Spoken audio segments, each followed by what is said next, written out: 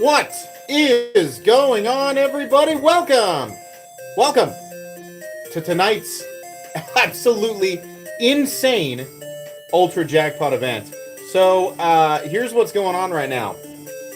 We just reset the mystery pouches, which means there are 20 new mystery pouches up for grabs.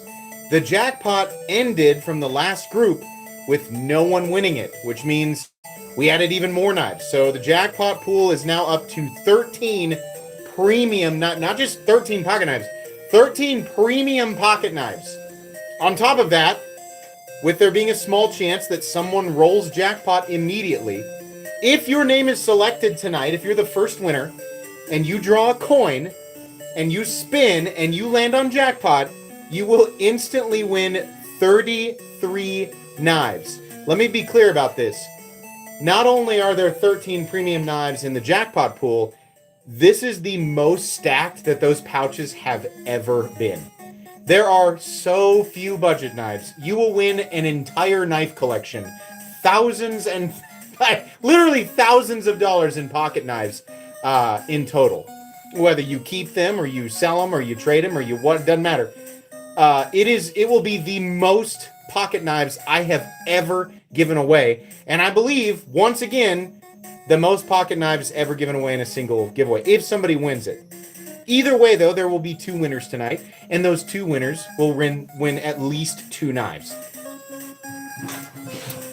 It's a crazy deal, and this is how this ended up. I would really like somebody to win so that I can reset these.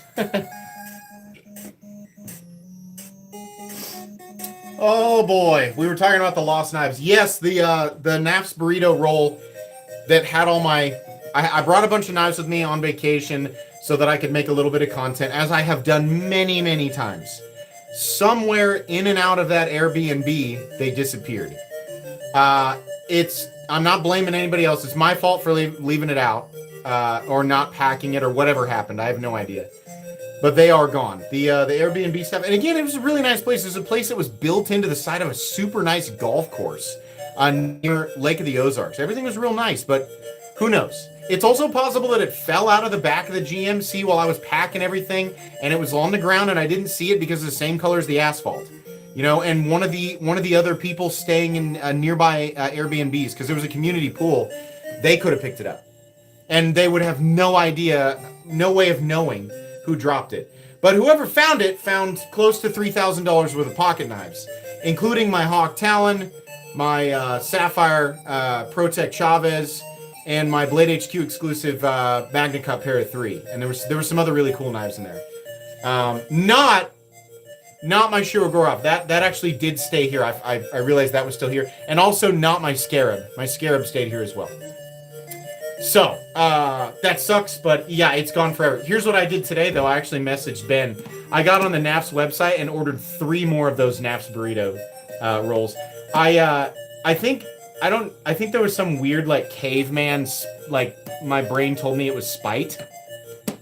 Like, I spite purchased 3 more. I don't even know who I'm spiting, but I bought one in every color because I love those things. They're awesome.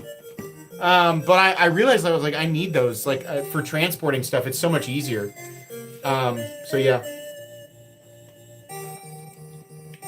I am going to purchase a new Talon. I'm waiting for exactly the right one to come along. I know that Hawk will do a wild one of those, because those are pretty popular. I bet he does a special one. If he ever does one in DLC, I'll buy that.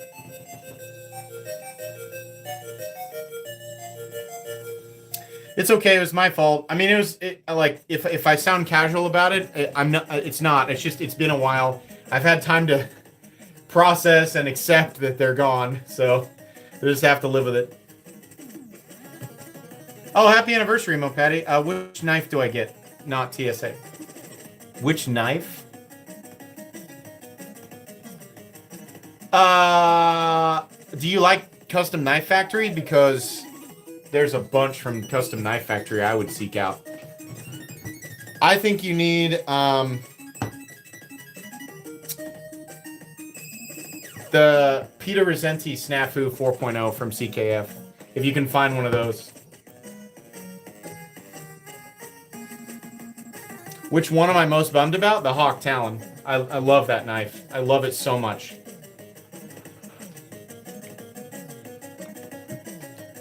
The Guppy? Sure.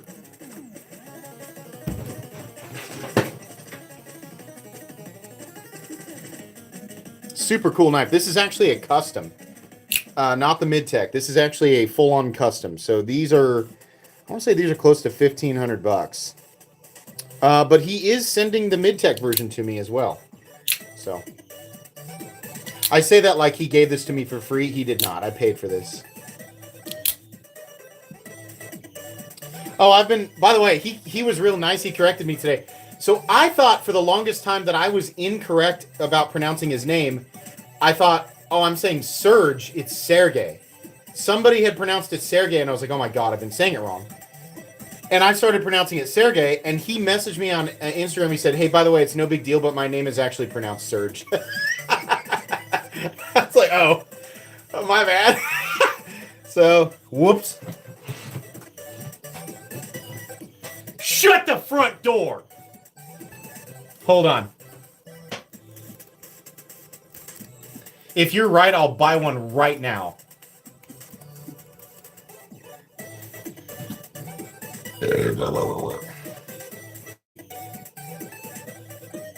Nuh-uh.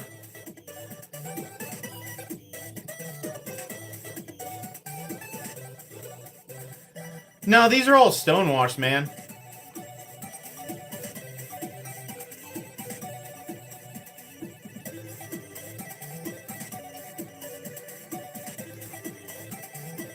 These are all stonewashed. I mean, they're cool.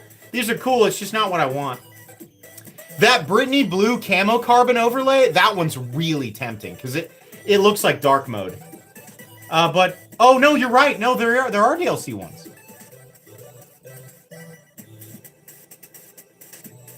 Cosmos black glass. Hold on.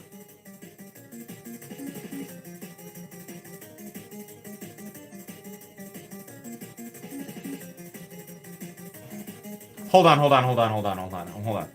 a second. Hold on. Yeah.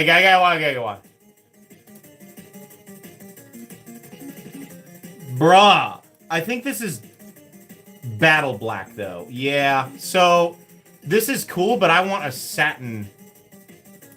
I want a satin black. Yeah, this looks like a battle black or like a tumble DLC. Really cool. Real close. Not exactly what I'm looking for. What is the mirror finish knife under the smock? Oh, that's the mirror next. That knife, I accidentally poked myself pretty good in the hand with that just a little bit ago. It's fine. It was such a fine slice, it just immediately closed. The Miranex Lucicata Pure. It's an integral. Pretty cool. Like a billionaire's letter opener. I'm not a billionaire. I don't know why I felt like I had to say that. Obviously, I'm not a billionaire.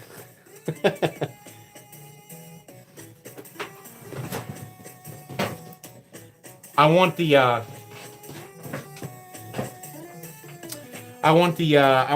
satin DLC or like a stonewash DLC. The acidy or tumble DLC is fine. It's just not. It's one of my least favorite finishes. The finger hole knife. Oh, you mean that? I was like, there's lots of knives with hole. I always forget the name of this freaking thing. Does it say? Is this the one that says on it? Can somebody help me out? What's the name of this? It's like, it starts with a T. It's like, it's super weird.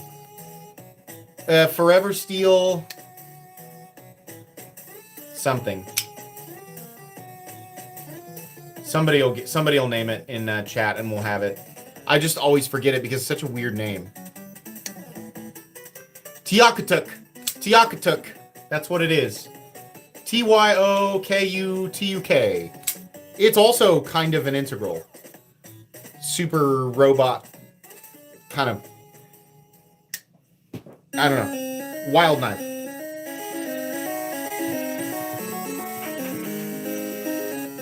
He held my Excalibur at Blade Show? That's awesome. That's awesome. A bunch of people did. Blade HQ guy went over there and picked it up, and he even did a YouTube short. Blade HQ did a YouTube short on it. And they were like, this Kunwu Excalibur is awesome. And that's all it is the Kunwu Excalibur. Bye. I was like, dude. It's all right. It doesn't bother me at all. It's not like it changes. It's not like it alters the, you know, how many people are seeing it.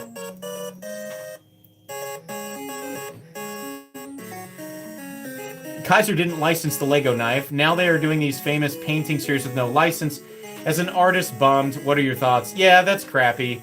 I don't like that. I also don't know what the right answer is. That's the problem. Is like anything that artists do, like manual art, is just on the decline at like light speed.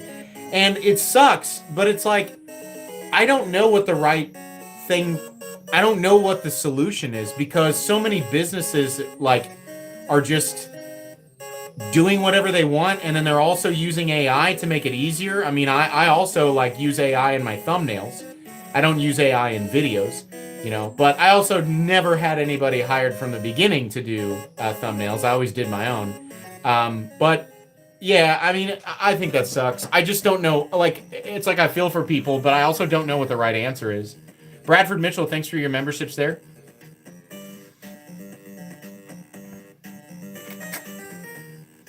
You don't know why you want a Roosevelt from Oz Machine Co? I'll tell you why. Because, where are you? There you are. I'll tell you why you want one. It's because they're freaking awesome. That's why. They're just super duper cool. This is an XL. It is one of the most comfortable knives that you'll ever experience. Sorry, if I'm making it worse.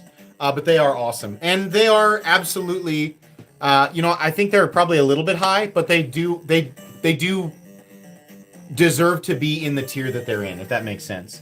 I'm too fast for you. Thanks for your donation. Would you do a video series of your suggestions of a new Holy Trinity without country of origin exception? So, yes, and here's what I'm going to do. I've been thinking about this because people have asked me ever since I did that final conclusion on the Holy Trinity video. Hey, welcome to Knights Around, guys. I appreciate you guys joining. Ever since that video and that whole, you know, revisiting everything, people are like, well, this should have been, or this should have been, or it should have been Emerson, or it should have been, you know, it should have been Demco. Okay, so here's what I'm going to do. Number one, I am going to do a U.S. knife maker one. I think I'm also going to do a totally different one that does not, you know, limit it to U.S. knife makers. But what I'm going to do is I'm going to change the parameters to Knights of the Round.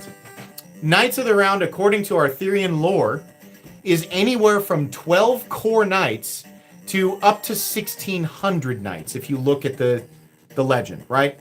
So that allows for people to sort of fill in and place whatever they want in there, but I'm going to limit it to 12. And I'm going to put the 12, in my opinion, most important / influential, like small batch, in-house U.S. knife makers. Expect to see Chris Reeve and Hinderer, right? But we're also going to be including like Koenig and Oz Machine Company, and I won't ruin the entire list. But there needs to be a new list, but it can't be reduced to just 3 because there are too many other people who could easily be swapped in and out. But extending it and saying these are my 12, but you can extend this list as far as you want, right? Just calling it the Modern Knights of the Round for U.S. knife makers. I think that this will be really fun and entertaining, and it should also create some community discussion. And then we can do another one that's not limited to U.S. knife makers. Have you ever checked out Urban EDC knives? Yes. I have the F5.5 in Sagaya. I think it was that was years ago, but it's an awesome knife. It's got my Chimera with black crystallized tie, smaller but incredible. That's cool. That's cool. It sounds awesome.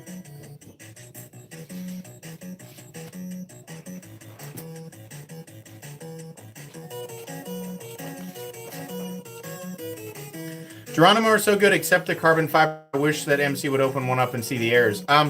Somebody else said that they had some sort of carbon fiber issue.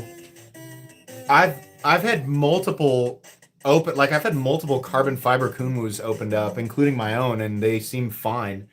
Are you the same person?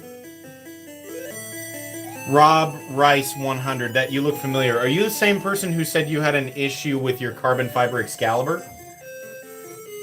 There's only one sideliner. There's nothing wrong with that. For example, I mean, if you're talking about how the internal stop pins connect, look at Strider or any countless other companies who have used a non-titanium show side and titanium lock side, and it has dual external stops. You have one pin that connects to the titanium or steel in some cases, and one side that connects with a non-metallic material. There are never issues with that, as long as you have a steel stop on one side. It doesn't need to be doubled up.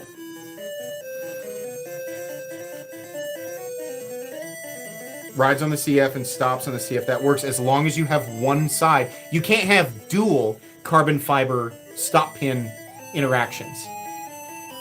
But as long as you have one side, you're fine, because the other side will it will stop wearing past a certain point, because what's taking the brunt of the impact for the stop is the steel or titanium side. And once that galls on titanium, it galls. Steel is super hard. Once it settles in, it just stays there. Yeah, you're okay. It's okay. Actually, Rob, it's a totally fair criticism, because you would look at that and say, well, this isn't a material that you want being used as a stop. And it would be a problem if it was taking, the brunt of the impact, but it isn't. That's just the other side. It's actually taking incredibly minimal impact. Once the settle-in occurs, it's essentially taking zero impact. But I understand. I completely and totally understand why you would be concerned.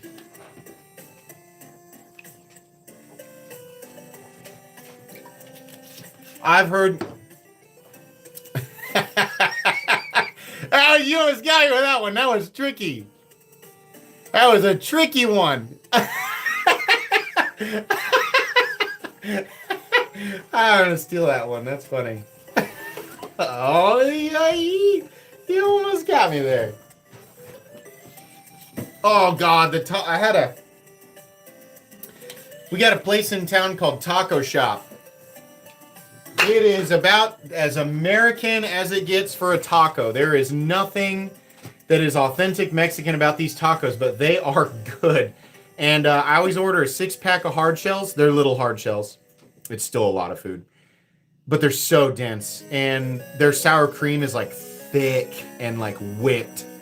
And I get all the toppings. Every single topping they make, I say load them up, and I eat them, and I'm always like, that's not so bad. And then they settle, and it creates like this core in my stomach. I feel like the earth, like with its iron core, except the earth is dead and the iron core has solidified. That's how I feel right now, like a dead planet with a solid iron core. How's the dump after? It's like pooping a carbon football. It's really it's a long journey. Roughly the equivalent of, I burn the same amount of calories getting rid of these tacos as Frodo and company combined on their journey to toss the ring into Mount Doom. I travel the same distance in terms of calories burned to get rid of these tacos.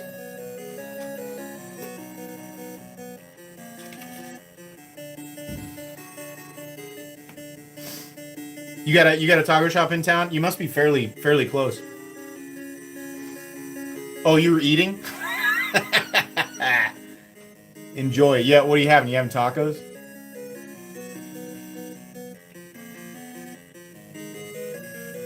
The Nibbler equivalent dump. I remember that episode. That was really funny.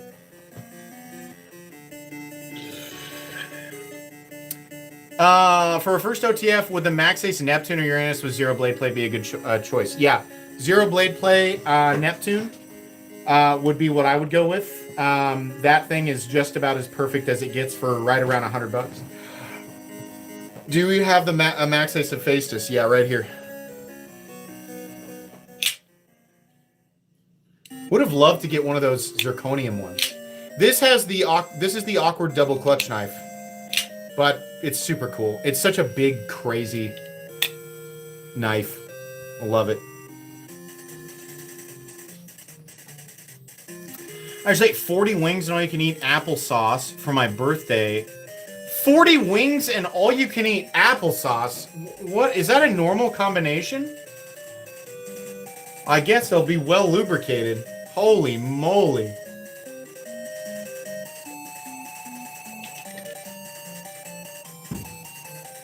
Oh, Applebee's. Applebee's.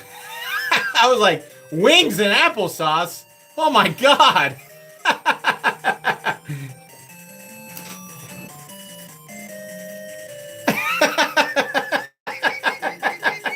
I was like, there's no way. Like, is that like a normal pairing of food? It just seems like the weirdest thing to combine. It's like birthday cake and ketchup.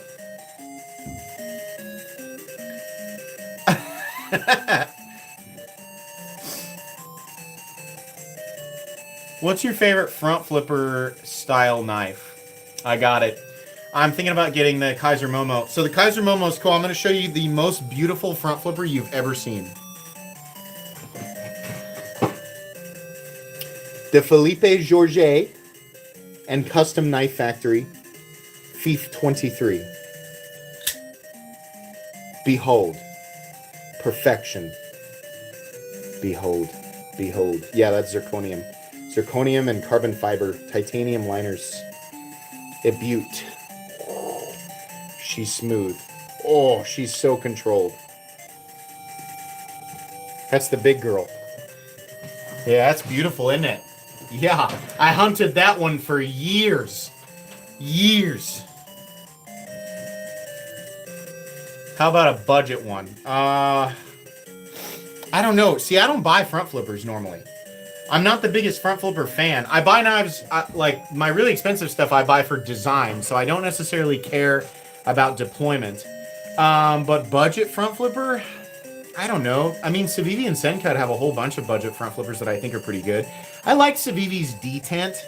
It's really like size of blade, position of front flipper, shape of front flipper, jimping style, jimping depth, and detent.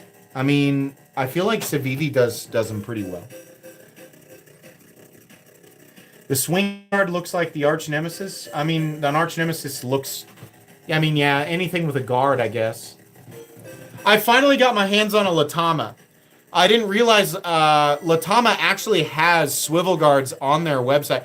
If you're big into old school Italian stilettos, Latama is one of the only like production Italian stiletto brands that I recommend. AGA Camplin would be the least expensive that I'd recommend, and then Latama, and then after that it's basically custom. But I did buy a Latama on the website there. I think it ended up being about $650. But you can, some of the basic Latamas are about $480, and they are super nice. Now, I don't judge them the same way that I do modern tactical folding knives because they're just not built the same way. It's a different style of knife, so there are still little fit and finish things that will be present that are not present on modern tactical folding knives, and I wish that that's something that their industry would correct, but they don't. But that being said, Latamas are the way to go. If you want an Italian switchblade that is built with the same standards as modern tactical folding knives, you got to have it done custom, and that's why I ended up buying that Burn. That Burn overbuilt swing guard that I have was a $2,500 pocket knife, which, I mean, it's not something I carry in my pocket, but if you really want perfection, that's the way to go. I'm still looking for an AGA Camplin Batwing. So if anybody has any leads on a Batwing, that would be cool, but those are some of the most unobtainable automatics. Oh my gosh. Custom Batwing. If the more custom, the better. I mean, if someone was like, I got one for $2,000, I'd consider it.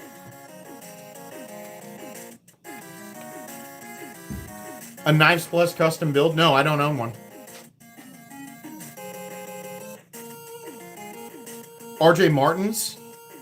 I feel like your least expensive RJ Martins are going to be like some of the Shiro Gorov collabs. I mean, I guess some of his customs too. I feel like you're looking at the $1,500 to $2,000 territory, and I would say yes. Yes, they are worth that.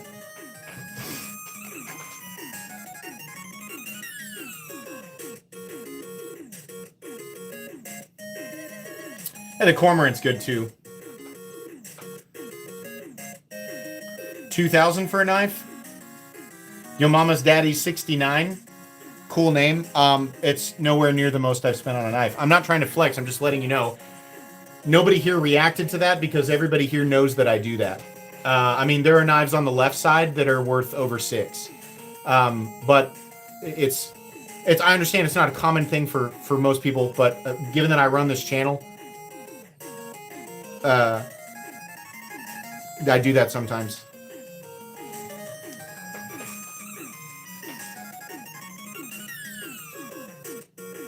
Yeah, I mean, I was gonna say some people spend $100,000 on watches. I mean, we exist in a society where people collect and people, you know, people find expensive hobbies. You find what you like. Anybody who finds something that they're that into, if they have the income, then they'll spend the money on it. I did not mean it to sound like, do you know who I am? That's definitely not how I meant it to. I was just saying, like, as a matter of fact, yes, I do spend that on knives. But I also create content out of it, content that is meant to be digested by the community that has been built here. So, and I also know that my own community expects me to do that periodically, just so that they can be entertained by content. Not everybody, but there you go. This guy says I spent 10 grand on an excavator. I feel like an excavator is probably a better use of $10,000, so I hope you enjoy your excavator. You spend $3,000 at the strip club. We are not the same. All right.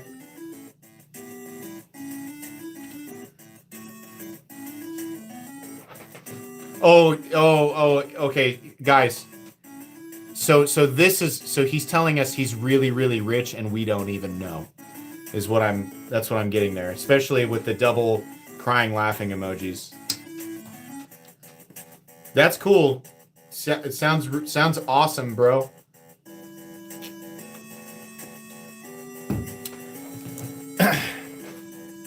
I'm gonna be digging a pool for a storm drain and replacing my driveway. I'm saving. Yeah, that'll be expensive. Replacing your driveway and then doing the pool. Yeah, absolutely. That'll be super expensive.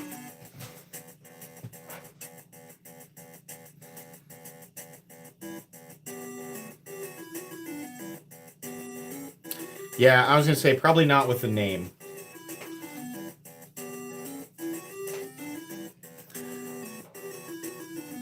Finding more and more knife makers are throwing premium materials on knives without the quality and innovation. Well, innovation is a word that is, I don't know, it's kind of like loosely, everybody has like a different definition of innovation, but what is important is quality control. Ouch. That one was very taco-y. That was a very taco-y burp. But yeah, in some ways, it's like I don't want there to be too much innovation, because sometimes it's like you find something good or you find a cool style, let's stick with it for a bit. And, you know, like how much more innovative do we need things to be? I mean, I like seeing cool new locks, but I don't know how much, as of right now, and like the need, like for a pocket knife, like what we need a pocket knife to be and do, I'm not sure how much more innovative it needs to be. That being said, I'm really glad people like Brian Winters are pushing the envelope and just doing wild and crazy things. Right? None of what Winter Blade Co. is doing is a need, but it's super cool, you know? So I don't know if we use the word innovative, like in the, you know, I don't know. I never get tired of seeing that Winter Blade Severn, if you catch my drift. Yeah.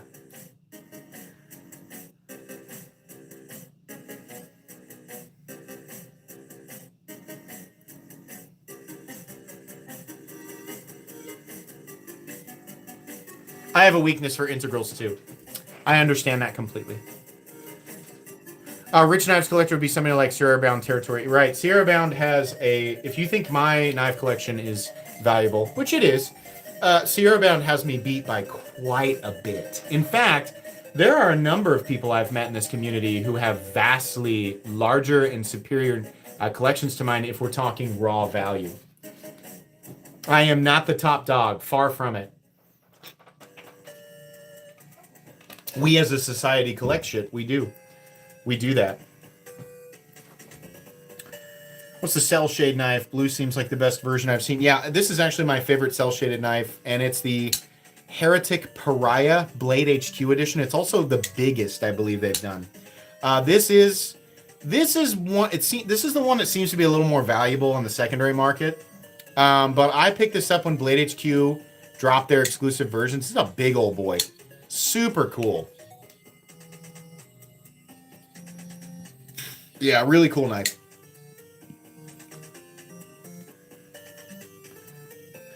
The Borderlands knife, exactly.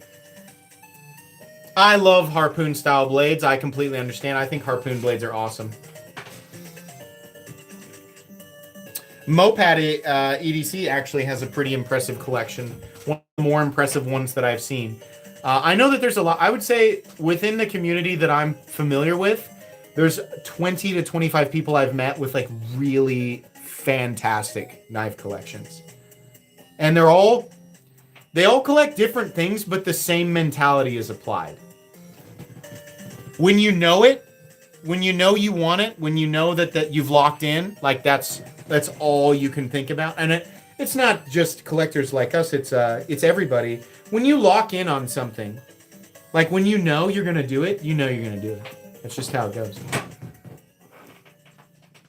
You're our top dog. Don't forget. Thank you.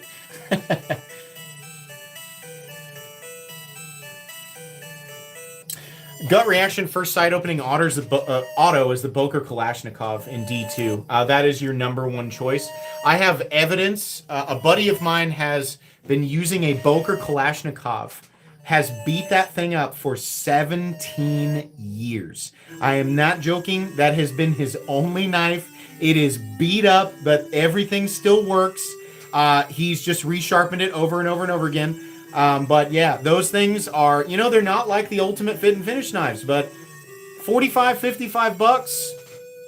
Dude's had it for 17 years. He's a local guy.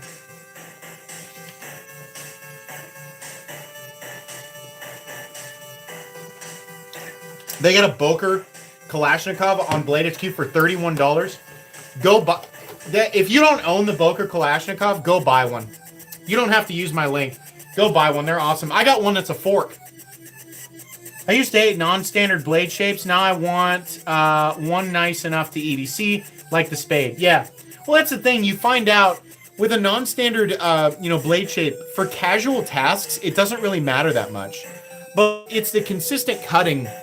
It's when you're doing the same thing over and over and over again, or you're doing an ultra-specialized task, that's when you want a specific blade shape. But for really casual stuff, like for me, like everything I do is casual. So I just carry whatever I feel like, Like certain knives make things more convenient, and certain geometries make things feel better. But at the end of the day, you just carry what you like if you're just doing normal stuff. Heard anything new about a Hawk Deadlock Model C? About a new Hawk Model C?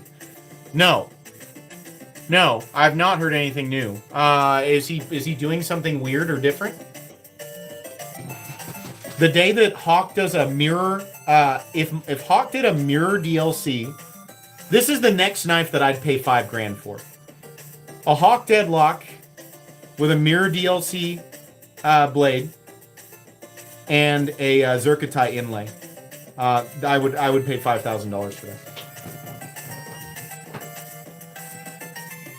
How do I like the Hinder Auto? I actually really like it a lot. And where is it? Well, I thought for sure I brought it out. Did I not get it out? Oh, it's because it looks just like this. Well, I love my Hinder Auto, and they're like $300 because they're in aluminum. I know, I love Zerkatai. I love it. It's such a cool material. Polished zirconium, like that polished gunmetal look, it contrasts so well with color. Has it started? The live stream has started. We have not started drawing names.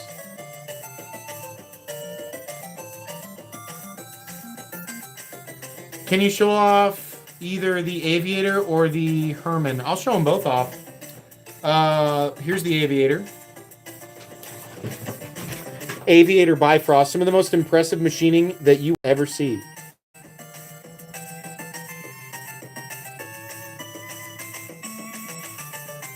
Look at that. Look at this backspacer.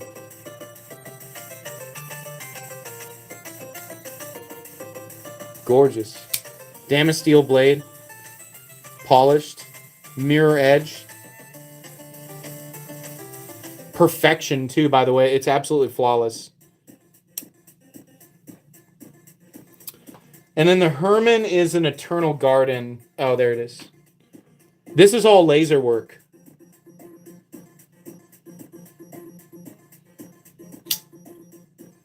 Now, the Aviator Bifrost is more expensive. The Aviator Bifrost is about $3,300, or at least that's what it was when I picked it up. These mirrored Eternal Gardens are $1,600, $1,700, something like that. And this is a standard M390, but they do come in like M398 and all that stuff. Beautiful, though.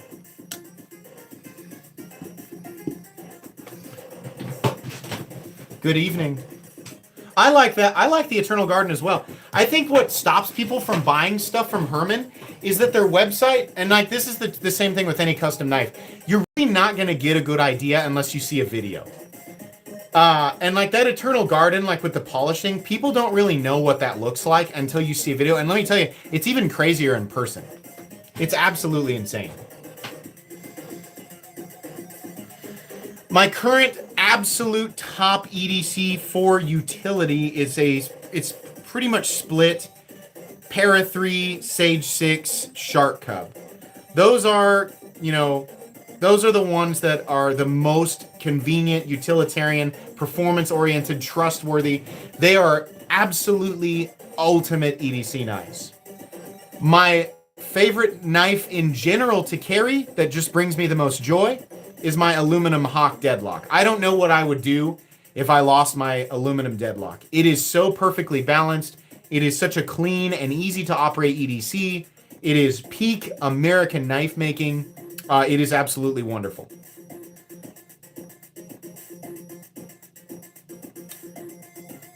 Is it time to flex the Excalibur, guys? Is it time to flex the new Excalibur?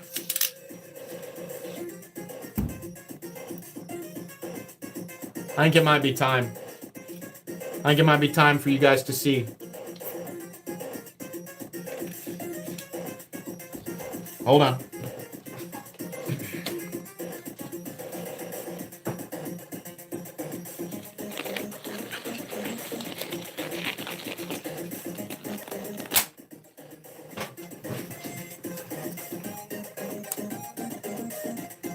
This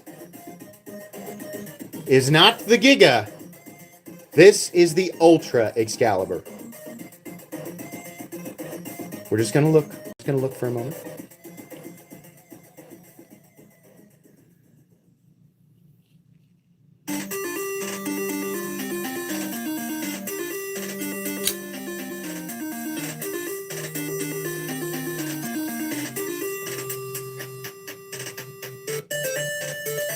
Oh, baby. Oh, baby. All right. So I know people are going to ask, and this isn't, you know, I know that that's not going to be everybody's cup of tea, but that's okay. We didn't make those for everybody. Excalibur will exist in Giga form. You're going to learn about, I've got a video coming up on that tomorrow morning. Giga Excaliburs exist. They are Damascus. And if you like the mirror polished ZDP and DLC mirror ZDP, those will be available in Giga form and they'll be less expensive. They'll also be slightly more available. The Ultra Excalibur, I want everybody to understand this. Same with the Gigas. We cannot guarantee availability. Those will be made in extremely limited quantities. And not because of artificial scarcity or wizard tactics. It's because they're stupidly expensive to make and we can't get enough material to mass produce them. They cannot be, especially that Ultra, we cannot mass produce those. There will be so few Ultras and it's going to make some people mad.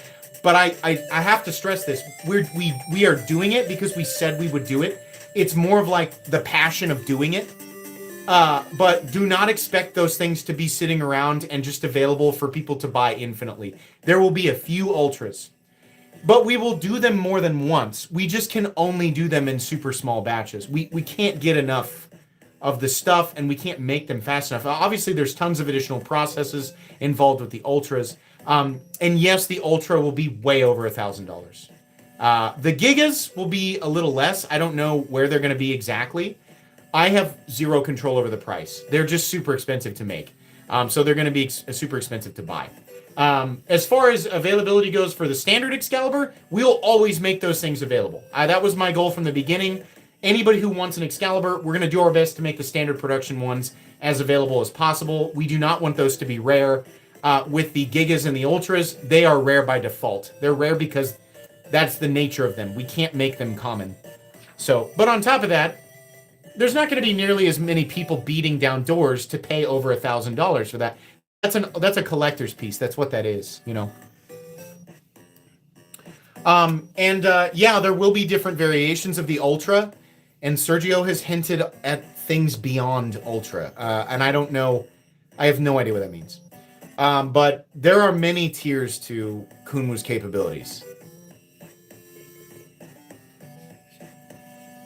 People have asked me, will you do a Giga and Ultra integral? Yes, we will. And it'll be even more expensive because it's an integral. Those will be even harder to make. Think about the block of Timascus that's required to make one integral knife. A brick of titanium Damascus is required to make an integral Excalibur. It's super expensive to create. So I know people are going to get mad at us because they're going to, you know, they're probably going to go, even as expensive as they'll be, they'll go pretty quick. There won't be a lot of them. That's just how it's going to be. 3CR and FRN. I think the current goal is to do G10 and 14C28N. Or, you know, we tossed around the idea of doing aluminum and micarta, but I think that it'll probably be G10 and 14C28N. I don't know, Taylor. I don't think we're gonna do a micro Excalibur. I think the small one is as small as I want to go. Where are the Shiros? Do I not have any Shiros out tonight? I guess I don't. I don't know. I guess all my Shiros are locked up. To be fair though, my Shiros have dominated the left side of the live streams for the last like 10 weeks. I've had all my Shiros out. Hey MC, your thoughts on Montana Knife Company? I know absolutely nothing. I'm sorry that you paid me $5 for that. I know absolutely nothing about Montana Knife Company. I'm really sorry. A 1.5-inch Excalibur. Excalibaby. 14C29N is the people steal. I just feel like that's the safe route to go. I like a 154CM, but it's going to make it cost too much.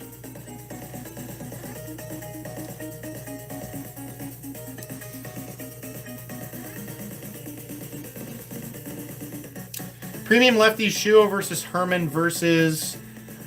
I like Herman. I think Herman delivers more for the money, but I think that, to be fair, I think you'll see less overall. It's not even a fit and finish issue, it's variation. Shirogorovs are more consistent with their detent than Herman. Herman is a little... You know, you might get a really heavy one or you might get a light one, but... You get a lot more shininess and finish options and material options. Herman knives are easier to get, typically, like the specific one you want. And I feel like they cost less for what you're getting. Hyper Excalibur. I've heard whispers of this mythical item, like an ultra-rare loot drop from Diablo. Also unrelated, I've decided I'm going to go skydiving for my birthday. Good luck. That is something that I will never do, but I commend you for being brave enough to do it. I have not heard... Whatever the word that he's going to choose that comes after Ultra, I have no idea. But, yeah, there is discussion of a tier above Hyper. Or, I'm sorry, a tier above Ultra. I mean, Sergio said it publicly on that post on Instagram. He has a comment under my original release video that says, you know, yeah, they go higher than that. Like, we're doing things that are more exotic, so...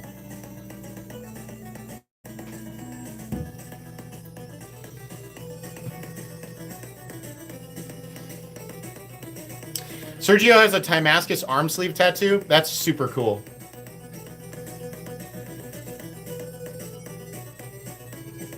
When we see your Hermans, my Hermans are usually out. I switched it up because you guys have been looking at the same pocket knives for weeks. I had all of my most shiny, expensive stuff out here all the time, and I was like, I'm gonna switch that up. So I've got some really, really nice stuff out here tonight, but I also have a bunch of other just random stuff just for fun. Just picked up a Neptune 2 and Uranus 2 and a Microtech Feather APOC for $250, all new in box. Oh my god. That's a deal. Holy crap. Good job. That's a steal, man. Nice.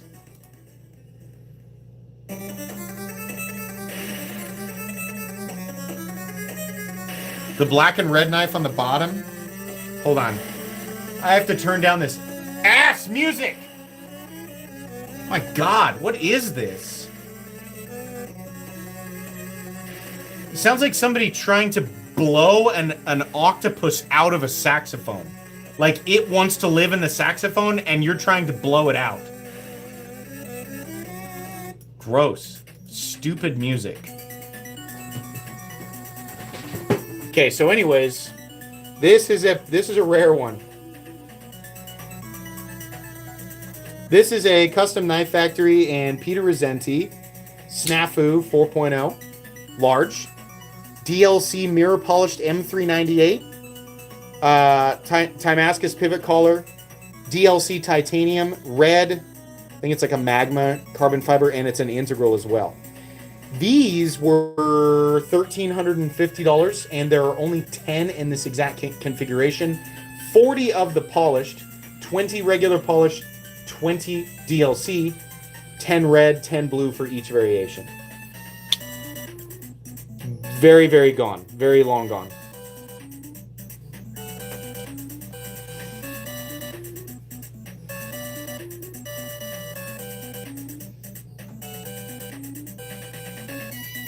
Yeah, that's a good one. I have a feeling that everybody who owns that or any other variation of it will probably hang on to it. Because I bet they're worth a lot more than that. I've never actually seen one sell on the secondary, but I don't know.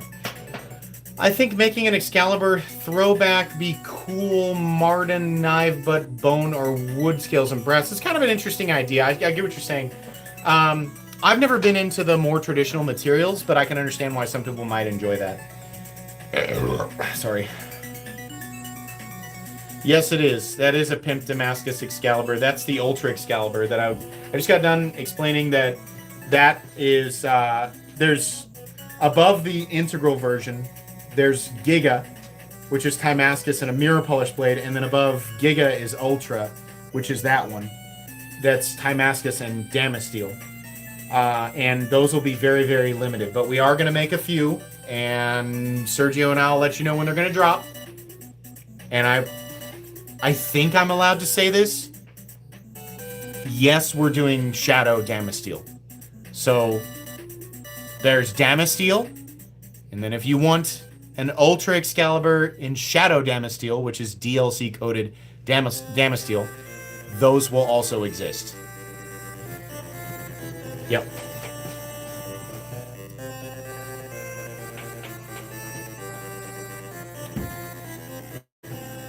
Yeah, that's gonna be freaking crazy. Shadow Dama is that's some gnarly looking stuff, man.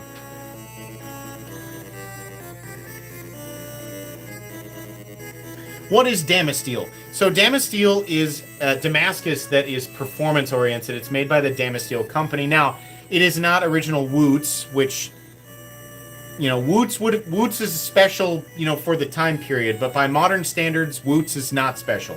Modern pattern welded Damascus that's performance oriented is vastly superior. It's also very, very expensive. Most Damascus is two simple compositions, high and low carbon. A lot of it's ingot formed, and you can get simple Damascus on Amazon for 25 bucks. It won't hold an edge very long, but there it is. Damasteel is two powder form compositions, RWL 34 and PMC 27, and it performs like CPM 154, but it's a powder composition, meaning the cake mix of the steel is even distribution. So you have even distribution of all the, you know, the cake mix in the edge, throughout the blade, everything. So consistency, you know, the heat treatment applied makes everything perfectly consistent, and it makes for a vastly superior performance-oriented blade. On top of that, Damasteel will take a beautiful finish thanks to both the RWL34 and the PMC27, and it's highly stainless. So there you go. It's fancy Damascus. It's like luxury Damascus. Did I pull my Charizards or buy them? My daughter pulled the gold Charizard from Obsidian Flames. That's the coolest one I've seen pulled. I bought all my Charizards, but they're now worth... God, they're worth like triple or quadruple what I paid for the PSA 10. All mine are in PSA 10, and I bought them all the different variations I bought were, I don't know, like 3 years ago, and they're all worth like quadruple.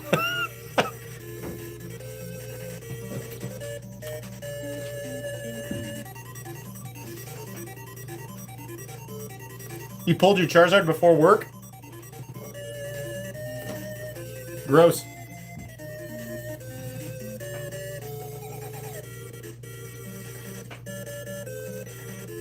Below the blue in the bottom right side, that's actually a production Dalibor. Is it the Ator? Is this the Wii Ator?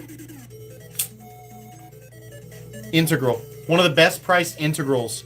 The base price of this was like $385. Excalibur with a hologram. I don't know if Sergio has anything. I don't know if he has like laser stuff. If I could do laser work the equivalent of how Herman does it, I say I. It's not me doing this stuff, guys. It's Herman. It's Sergio and crew. So when I say we, my involvement is I'm the guy who's talking and yelling into the camera. I'm the guy who's running the channel you guys come and watch. Sergio is doing all the heavy lifting. If Sergio had the capability to do laser work like Herman, I'd be all over that. I'd say, let's go nuts with that.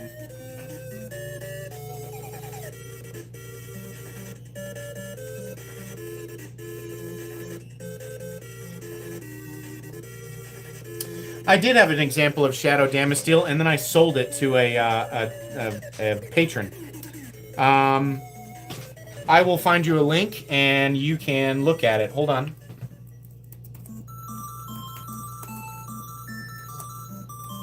I will show you the exact knife that I sold to my friendo. Oh, hey! Find the old sold out listing. Here it is right here. This knife now belongs to a patron, but here is the exact, not a variation, it is the exact knife that I sold. It's the link I posted in chat there if you guys want to go look at it. But the picture won't do it justice. It is DLC Damasteel, but it's polished, so it's actually shiny. Now, if they have a video of that one, they might, yeah, they do have a video. If you scroll down far enough, you can find the video of that gold hammered one there, and you can see the Damasteel, and it's super shiny and super cool. They're a little dramatic with it here initially, and it looks more silvery than anything, but it is in fact DLC.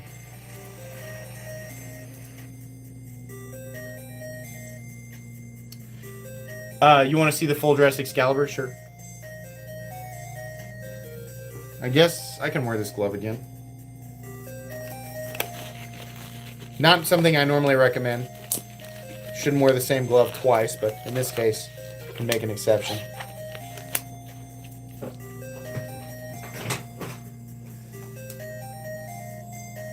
Again, this is an Ultra, not a Giga. This is an Ultra Excalibur.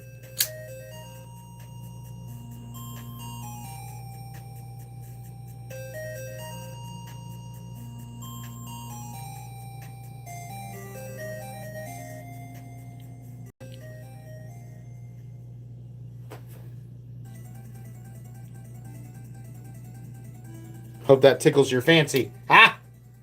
Hope your fancies are tickled.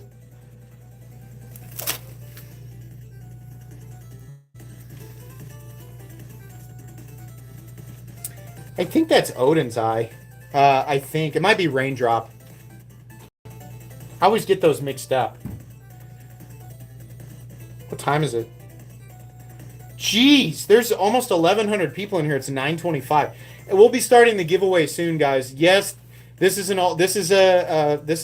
ultra jackpot event. So, like I said at the beginning, every single person here has an equal chance, potentially, to win the ultra jackpot, which is 33 knives. The vast majority of these knives are worth right around $200 or more. That's a lot of valuable knives. There's a small chance there'll be 2 winners tonight, and each winner will win a minimum of 2 knives. But if you get the coin, you get to spin. And on the wheel, there's 12 slots, and on one of those slots, it says jackpot. So there is a slim chance that you'll get it. If you win jackpot, you win the entire jackpot pool, which is 13 premium knives, plus every single pouch on the table. Not these, the mystery pouches, and you win everything in them. So that's what's there tonight. It's the biggest giveaway I've ever done in terms of total quantity. Not in terms of value, but in terms of total quantity. So it should be fun. And the jackpot continues to grow until somebody wins it. But it might not be tonight. That's just where we're at. I have to go to the bathroom. I'll be right back.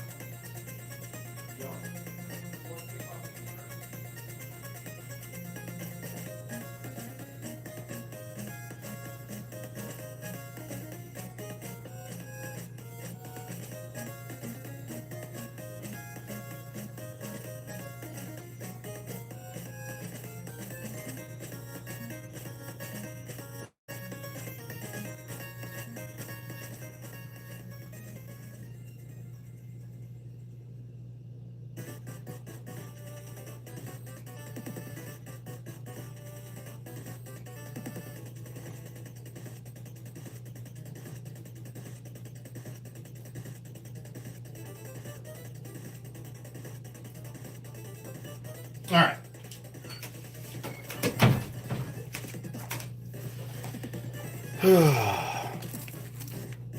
This is crazy. Bunch of you guys in here.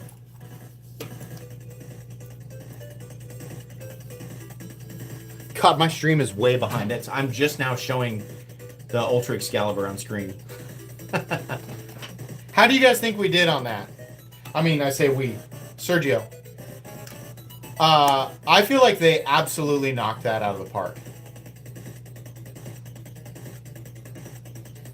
You don't have to pick a number. All you have to do is just do this. The people in chat are just... I don't even know how to explain that joke, what they're doing. It's from an old live stream. But every time I'd go to the bathroom, they'd do that. I think it's because they were guessing if I was going number 1 or number 2, and then someone said 3... And then someone said number 7, and then it just kept growing, and so now they do that every single time.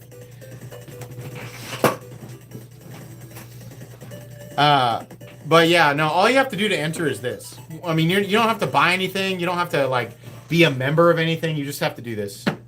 There's a link in my description. You just have to leave a comment under that link.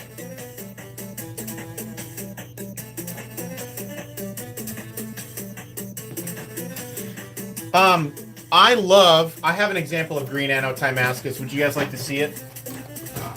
So I love color isolate Timascus. Timascus oftentimes is blue, purple, gold, you know. But color isolate Timascus is very cool. Okay, this is an example of that. Now this is an Gamma core.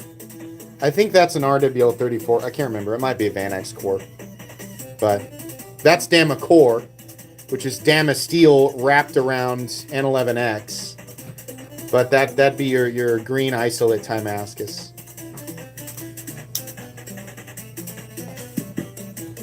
I love that stuff.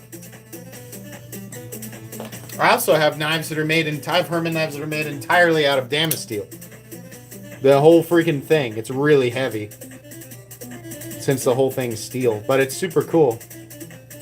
Even the backspacer and the pocket clipper, Damma steel.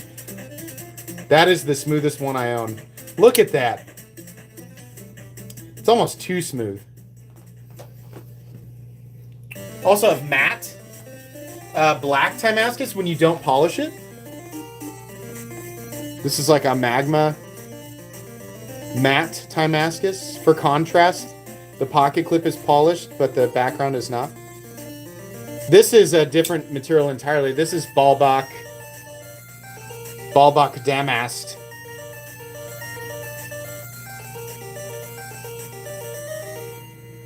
Pretty cool.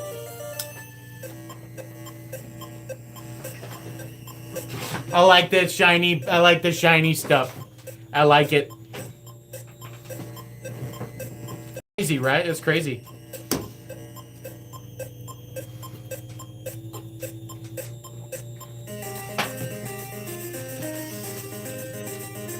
Did we get flooded?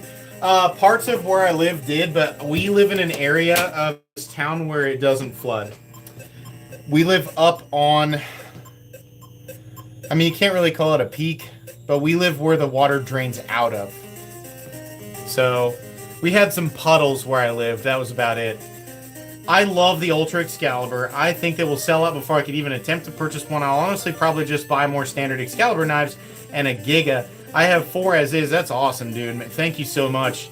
But you all outdid yourselves. It was more than I had expected. Thank you. That's very kind. Very nice thing to say.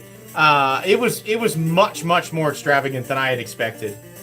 I did not expect Sergio to polish the handles. I thought we'd get more of like a standard type, but the polishing on it I thought just looks amazing.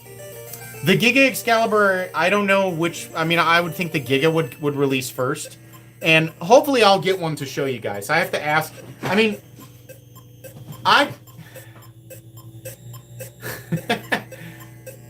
want to get one to show you guys, but they're very expensive. And when I want to have one of my own knives. Okay, let me try to explain this dilemma. I want the thing for myself because I designed it. I also really hate the idea of taking one out of the pool because they're also really limited. And this was largely a community-driven project.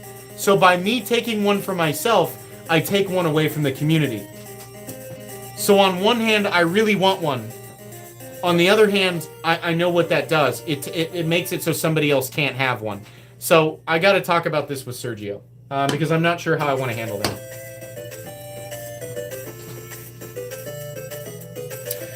I have an Ultra right here. I have an Ultra. So I don't know. I mean, like, and also, do you guys really feel bad for me? I own over 450 knives. I need to talk with Sergio about it. I need to see the total number of them. Because I don't think, like with the Ultras, I don't think we're going to be able to make more than like 20. I don't know how many of the Gigas will make. More than 20, but the Ultras, for example, when I said they'd be limited, they'll be limited. 20 is probably the number for the Ultras. So I need to see how limited the Gigas are. Oh, all the knives are gone from the Airbnb. Those are all gone. So there's somebody else's now. So it sucks, but it is what it is. Where have... There it is. Lost my beverage there for a second. Just make one more. They're so expensive to make, dude. They're so expensive. And it's so time consuming.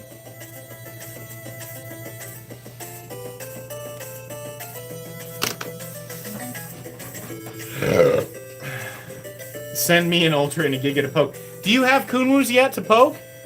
I mean, you should have them. Or I assumed you had them. I mean, not the Gigas and the Ultras, but... And by the way, I think he's running that Damasteel at 61. And I think he runs his ZDP from 60... I think he runs the ZDP 66, 67.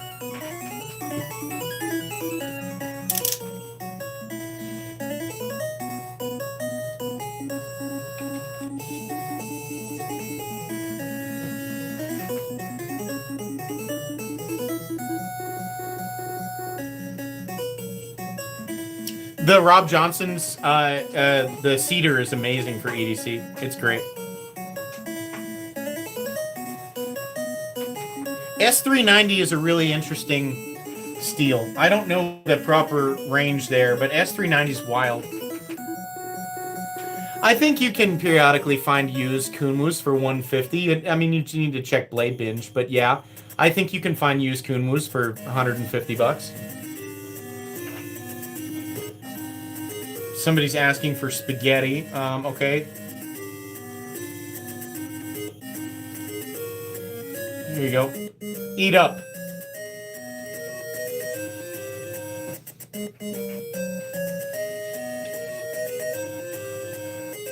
Yeah, what? How many likes do I have? Can everybody like the live stream real quick? That'd be super cool. Just real quick. Tap like for me. So right now is a really good time for me to do this since you're all here. Patreon right now. I do my Patreon plug every live stream. It's the only ad that I do. But I do a lot of really cool stuff on Patreon. Joining Patreon is not required to be a part of this giveaway tonight. But I do a lot of private and special stuff on Patreon. I do, of course, weekly content that's usually heads up on stuff that's coming. You get to know secrets. I have a private Discord with over 2,000 people. It's a really cool place. You'll have instant and permanent access to my Discord. You'll also have access to my private knife sales. Sometimes I sell my own rare knives there, and I always sell things discounted. I never, ever, ever sell knives for profit on my Patreon. People always get really good deals. I have sold, I've sold Herman knives for half price or 60%, 40% off, stuff like that. But that's happened. Somebody got my Omega Seamaster for $2,700. $5,700 watch. That was a big one. But that happens sometimes there. The thing people join most for are my giveaways. I do private monthly giveaways. 1 for the $1 tier, 2 for the $3 tier, and 3 for the $5 tier. You gain access to the previous ones. Those are open this month. I just posted them today. If you would like to join Patreon, just to have access to 3 additional giveaways, you can jump on Patreon right now. Join the tier that you want, 1, 3, or 5, or beyond if you want to. But beyond is the same as 5.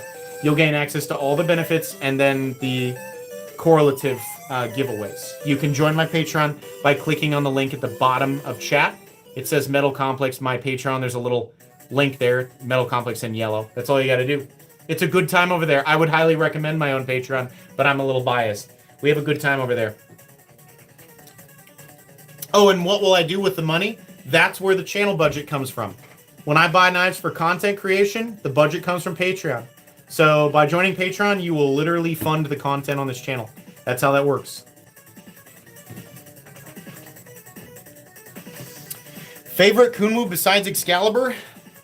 The Padre. If you want to see what a Giga Excalibur will look like in terms of blade finish, this is a Giga Padre. It's mirror polished Sanmai ZDP 189. So this is a Padre, but a Giga Excalibur will look like this. Mirror polished and Timascus. Face reveal.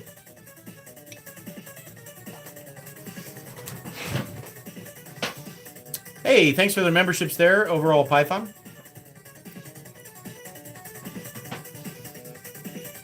Foot pics, you say?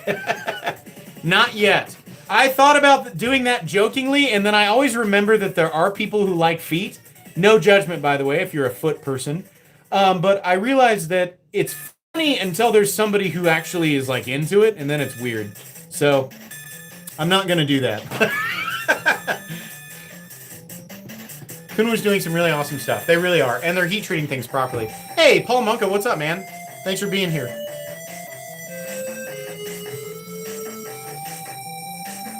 Listen, before we jump on feet, people, out of all the weird things that we've learned about human beings as the internet spreads and we have access to all this information, like the most disturbing information that has ever been widely available.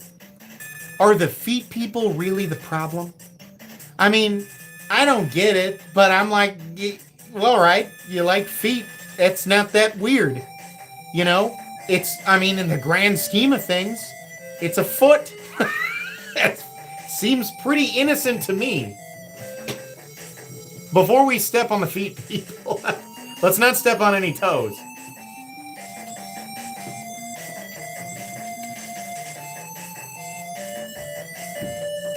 Most people punch the air for the giveaway because I know that there's a core group of people here and there between 400 and 600. It's about like 1/3 to 1/2. These people are here enjoying, and like the idea of winning is probably fun, but these people are here no matter what, even if I don't do a giveaway. I know that the majority of you are here for the giveaway, and you might be having fun. You might be super annoyed by my kazoo voice, my Tom Hanks voice being played through a kazoo.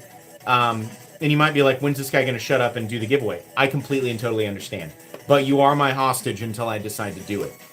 All right?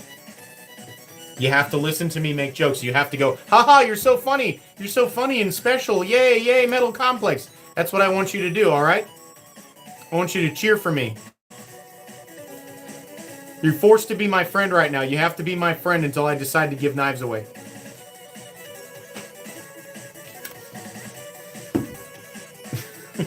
What is the stonewashed knife besides the description on the right? By the way, what day are you doing the Patreon giveaway 1 and 3? Well, so you can enter right now, and we'll draw for those on next Friday. Right beside description. Oh, I missed it. I missed it. On the right. So right beside the word description on the right is the Serge Panchenko Guppy. This is a custom in W2, but he's going to do a mid-tech that'll be... I mean, it'll be less expensive, but it's still going to be super expensive.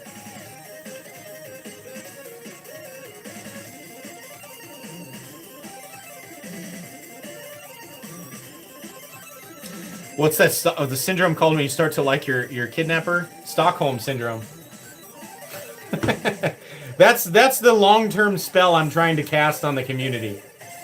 Sit there and listen to my voice until you like me. Or at least can tolerate it. People who are here just for the giveaway are worse than feet people. Fight me. Come on. Come on. A lot of those people, let me make an argument for a lot of these people, and some of them are in here. A lot of people who started out joining these live streams just to win became fully integrated members of the community. They joined my Patreon, they're on Discord, they're probably your buddies. They might be one of your Discord buddies. And so I welcome all people, even if they are here just for the giveaway, because my hope is that you come here and you're like, oh, this is kind of fun, you know? And we hang out, we joke, and sometimes I yell and scream and say ridiculous things, and, you know, we all have a good time together.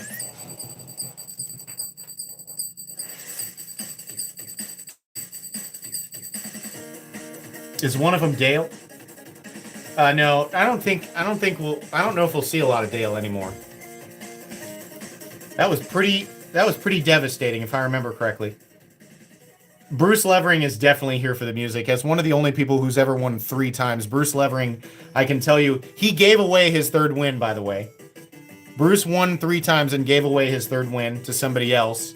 Bruce is actually here for the music.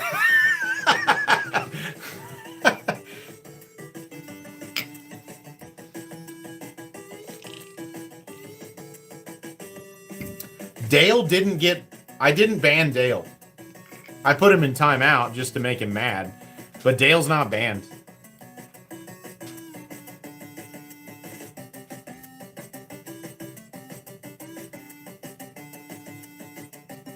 There'll be more. There'll be more. Don't worry. More production Excaliburs will be available on the Kunwu site, and they'll be available on a lot of your favorite retailers. I mean, we got picked up by NC Blade, DLT Trading, Blade HQ. They're there. So, in fact, and now I don't know, I think the big ones are there. I don't know about the little ones. But there are, if you want a regular Excalibur right now, I think you can find them on DLT, NC Blade, and Blade HQ. But the little ones we'll do more eventually. You had a chance to handle the Hawk Talon auto yet? No, but I did see it. I got an email about it. It does look really cool. I need to message Gavin about that. What's the knife? What's the knife over the stitch? That's the Mironex Lucicata. The one I sliced my hand with earlier tonight. It's already healed. It was such a little... I think I was trying to wipe... yeah, actually, you can see it. I was trying to clean it, and the tip got me right there. Just sliced me. It has a hidden release. That's how you release the blade.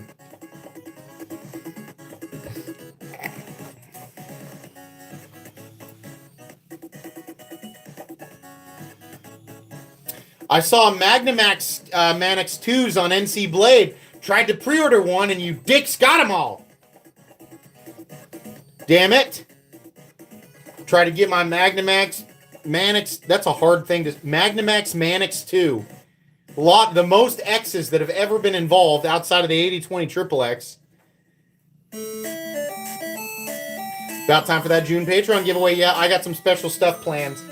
Especially that $5 tier knife. That $5 tier knife, obviously the highest paid tier is going to get the... But they're all premium knives. They're all premium. It's just the $5 tier one tends to be a little extra special. But yeah, we're doing that. So if you want to join Patreon for those giveaways, the link's at the bottom of chat. You can enter right now. We draw for them next Friday. But let me stress, that has nothing to do with tonight's giveaway. Tonight's giveaway is free. What you're doing right now, this is free.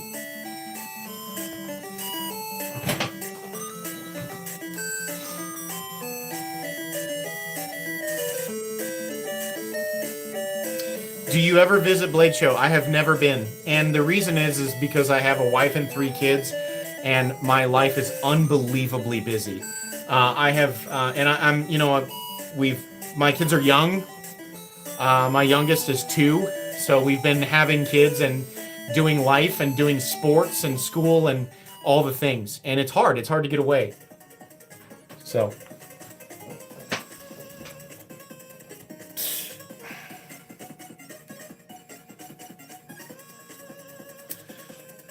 this guy, Brandon, says, guys, if I'm muted, can only you guys see my comments? No, if you're muted, no one can see your comments. But you're not muted.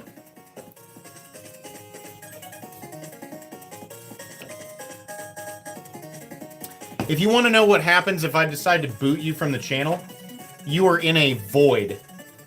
It's the same with any content creator. If they decide to boot you, that account is gone. You talk to yourself. Nobody sees your comments. I can't see your comments. You're just gone. You go on somebody else's channel, you can see your comments. Everybody else can see your comments. I can see your comments.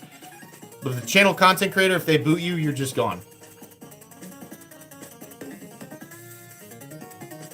I noticed you now.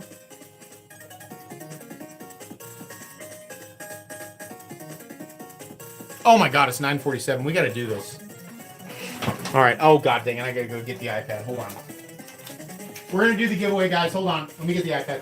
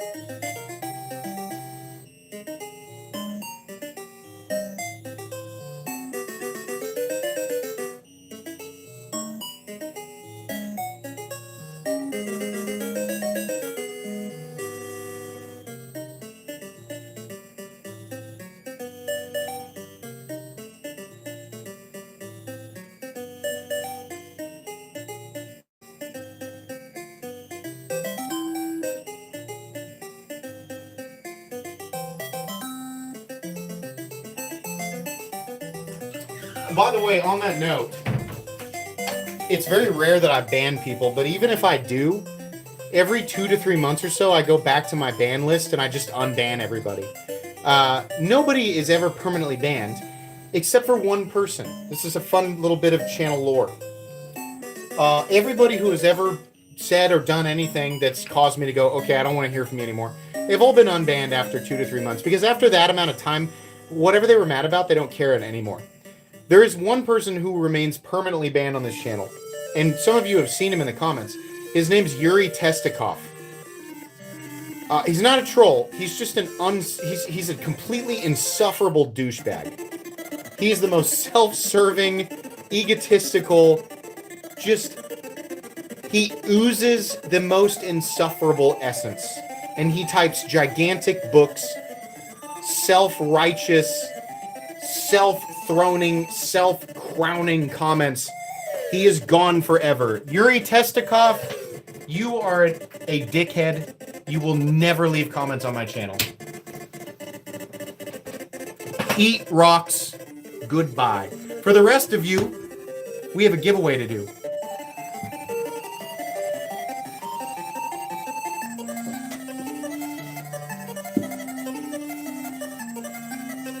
I know some of you have seen him. I let him go for a long time. I let him go for years. And one day I said, Yuri, I've had enough. It's time for you to shut the fuck up. And then I one-punched him to the void.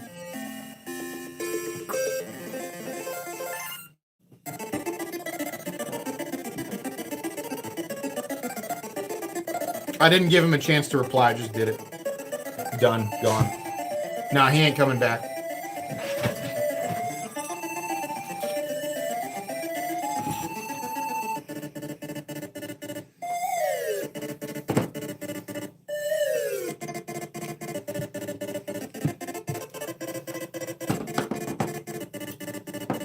It was like, you know, Reddit neckbeard is not the right way to describe him.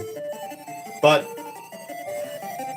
his comments were always like, I am the smartest person to ever exist. And it wasn't even necessarily related to the video. Every comment just like slowly turned into why he knows more than everybody. And I was like, man, I can't, like, I just can't, I don't want to see this anymore. Nobody wants to interact with you. You're not adding anything to the conversation. 5, 6, 7, 8, 9, 10. Not good for anybody.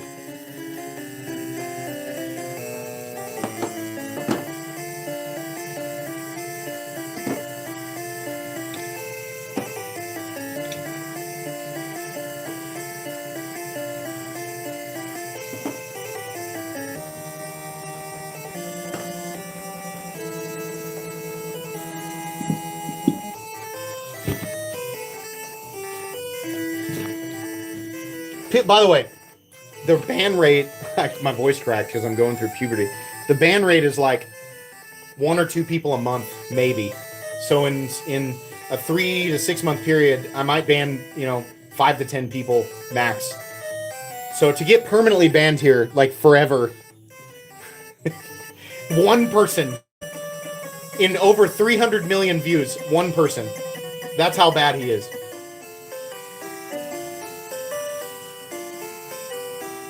All right. So again, here are the rules. We will be drawing 2 names. If your name is drawn, you get to select 2 pouches. The pouches are identical. Some of them look a little fatter than others, but they're essentially identical. You get to keep whatever's inside. Some of these pouches contain coins. In fact, exactly 5. If your pouch contains a coin, you don't get to keep that coin, but the coin represents a chance at the wheel. And on the wheel are 12 slots. 3 of them are gold slots. 1 of them says Spaghetti Wizard. Arguably, that's worse than winning nothing because you win one of the TSA knives out of the dump bin. 1 of the gold slots says Spin Again, which is good. It's another chance. The ultimate gold slot says Jackpot. If you land on Jackpot, you win the entire jackpot pool and every single knife that is in these pouches immediately. All of the other slots say Poo Poo Town, and it means you win nothing. Alright? Hopefully you all entered. God, there's 1,500 people in here right now. This is the highest population we've had in a bit. Hold on. There it is. Okay. Oh, I gotta log in. Hold on. I gotta log into Premium. There we go. They make me pay for Comment Picker now. It's not free anymore like it used to be in the old days. Back in the good old days when I didn't have to pay $2 a month. I'm joking. I'm happy to pay for it. Come on. God dang it. There we go. Okay. Here is the page. We're going to refresh the page so everybody knows it's fresh. We're going to scroll down. We're going to paste that link right there. By default, we have filter duplicate users on. We're going to get the total number of comments. We're going to click that right there and see how many commenters there were. Probably 15 or 1600.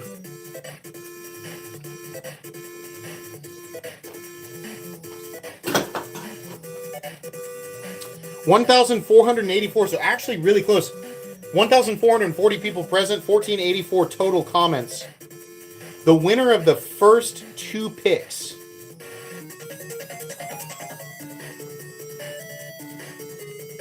Cameron Mullins. Love the content. Keep it up. It's this handsome guy right here is who we're looking for. Cameron Mullins. He's not a smiler. Not a smiler, Cameron Mullins. He says he's right there. All right, Cameron, you won. You get to pick 2, buddy. Everybody else, shut up! Shut your yaps. Let Cameron pick.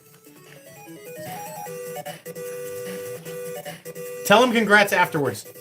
That way I can see him. Slow down, you dingles. Slow down, you dingles. 1 through 10 on top, 1 through 10 on bottom from left to right. Give me 2 numbers, 2 up top, 2 down below, or 1 from each row. Just let me know. Specify number and row. But the numbers go from left to right. Top 6, bottom 9. Okay. Top 6, bottom 9. 9 I'll go ahead and pull. I know it's that one. 2, 3, 4, 5, 6. This one's lighter. I stacked these. These are going to be nice. Already a premium. Don't know the model name, but this is a titanium Kaiser in S35VN. Does it say right here? What does that say? Takaha? Something like that. A nice knife. Probably 150 to 180, something like that. Second knife. Also a nice knife. Vosteed Psyop in Grandma's Couch Micarta. Button-operated top liner lock. And I think LMAX. Yes. 2 very fine wins. Yes, fine wins indeed. Please email me at metalcomplex87@gmail.com with your first and last name, your shipping information, and the 2 knives that you won. If you want to say that I won the Vosteed and the Kaiser, that's fine. But listen, literally only half of you ever give me the full information. I need your name, I need your shipping info, and I need the 2 knives you won. The number of you who forget to tell me what your name is amazing. Please give me all 3 of those things. Thank you very much. I still love you guys. It's just really funny. Sometimes the email is just, I won, I'm so excited. And then that's it. You don't give me any info. And that's great. I'm excited too. But I need that info to ship it to you. Okay, down to 9 and 9. No coins. Every time a coin is drawn and a jackpot is not drawn, we add another knife to the jackpot pool. That's how it grows. Okay? All right. Pick a new winner. The second winner for the evening.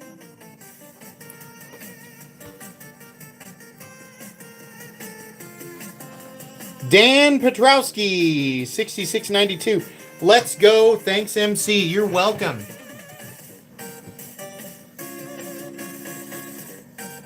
Dan Petrowski.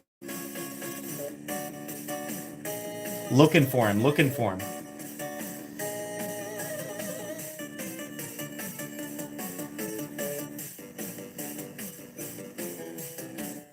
Don't see him yet. Patrick Grabowski says so close.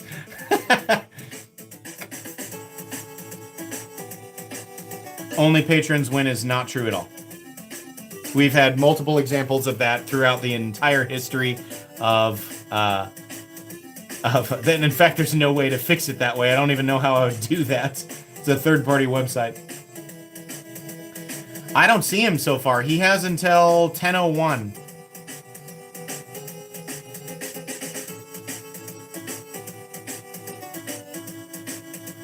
No, he has until 10:01. That's the rules. They get 2 minutes.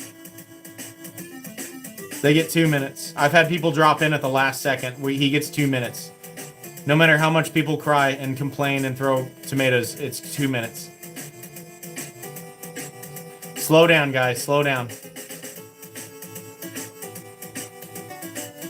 This guy right here says I'm a patron and I never win. It's not. I can't control it. It's the third-party website. It pulls from the comments. There's no option to control specific winners. At 10:01 my time, we're done. We move on.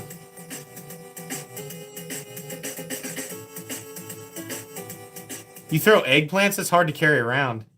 You got much lower ammo.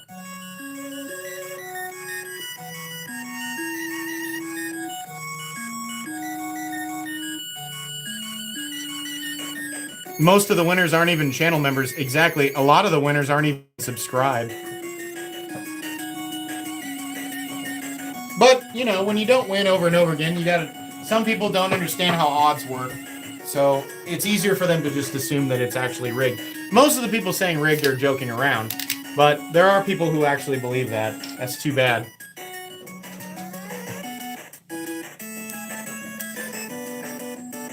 Alright. Time to pick a new one. Sorry, Dan.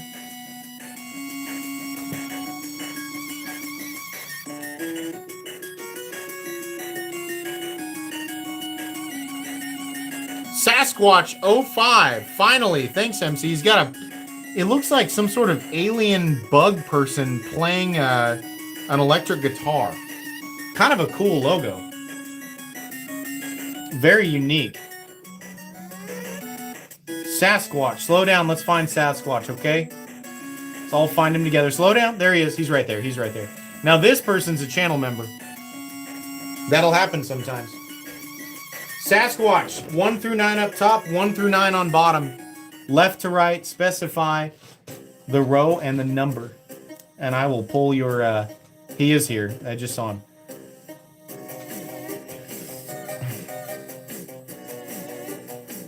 Top 3, bottom 3. 1, 2, 3. 1, 2, 3. Ooh, it's a chunky one. This is the lighter one. One of the only budget knives in the whole thing. But a little D2 Kershaw knife. I think this is like a polished micarta. Yeah, polished micarta and D2. This looks like a mini bug out, basically. But yeah, it's a nice knife. There you go. Now the second one here is pretty dense. I think he got a coin. How did this happen? How did you get 2 of the only budget knives in it? Listen, I'm not lying when I say these are so unbelievably stacked. At the beginning of the live stream, I almost said it's going to be almost impossible for someone to pull 2 budget knives. I think there are only 3 budget knives in all of these pouches. You got 2 of them. That's luck of the draw. But you got a coin. Max Ace Dragon coin. That's pretty cool. I've never actually opened this up and touched this. But you don't get to keep that. That's mine. But you do get to spin the wheel, potentially, for 31 knives. Can he do it? Can he do it? There's a good chance with that profile picture. I just feel like fate might be cradling him. He might be suckling at Fate's bosom. This is what my iPad looks like. I just realized I was showing you. You can tell that I have kiddos. Hold on, let's get back to the page. There we go. Here's the wheel. As soon as he says go, we go.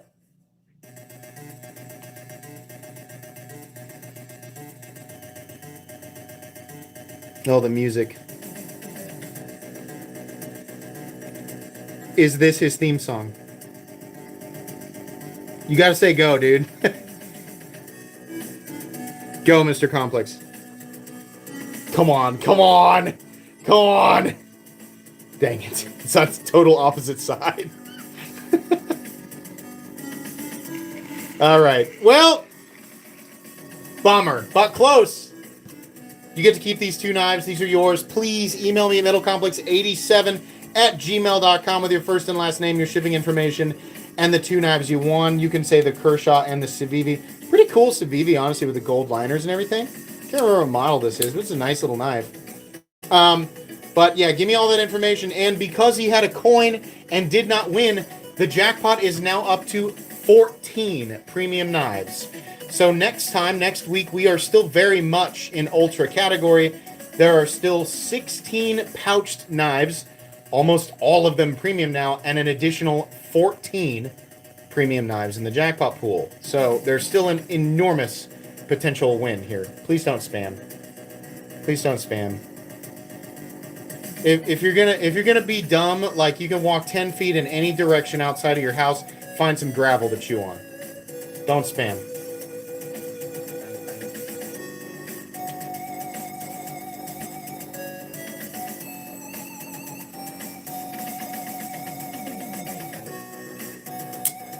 That was fun. God dang it, I really thought... I just was feeling it, man. Like, that... His profile picture was so weird space metal, and, like, that music, I was like, it's gonna happen. It's gonna happen. Dang it. It's alright. It's always fun to win free knives, though, either way, right? I mean, there's always people who win.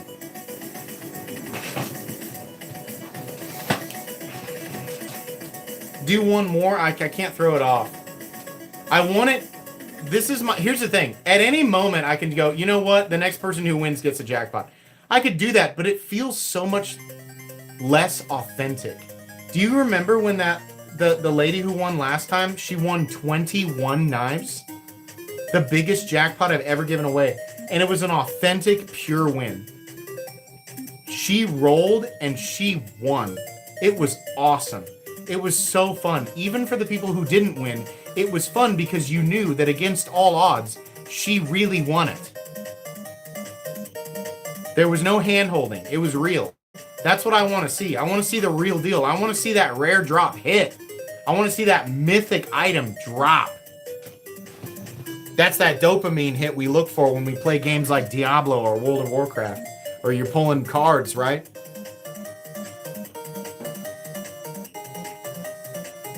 That's what I think is fun about this. Does it suck to not win? Yes. Do you guys all hang out to see if they won? I watch that population, and you do. You guys hang out to see, and it's because we, subconsciously, even the most bitter of us, you want to see him win. You want to see him do it. It's just fun. Somebody will do it. The odds, once you get that coin, it's 1 in 12. That's not that bad. It's pretty good odds. 1 in 12 is not bad at all. So every time a coin is drawn, it's a big deal. That was like 2 months ago, exactly. This is the longest drought we've had. We've never had a no-winner drought like this. It's been the longest running, and I knew that I was like, the way I've set this up, this is gonna happen. There's gonna be a long drought eventually, and here we are. We're at the drought.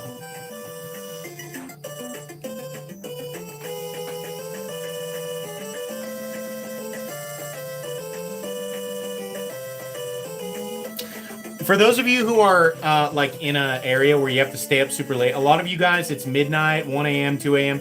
I appreciate you guys. Thanks for hanging out. You know, I'm sorry, especially for those of you who have to work tomorrow.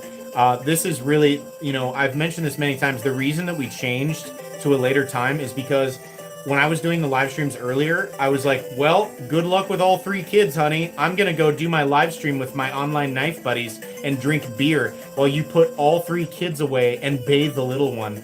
And that felt really unfair, so we don't do that anymore. My wife was being very kind to let me do that. She was like, sure, go be a knife YouTuber while I take care of the kids.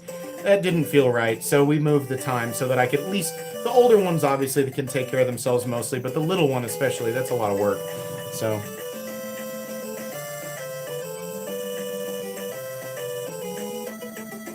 I'm sure you would buy my arch nemesis from me, but I won't sell either of them.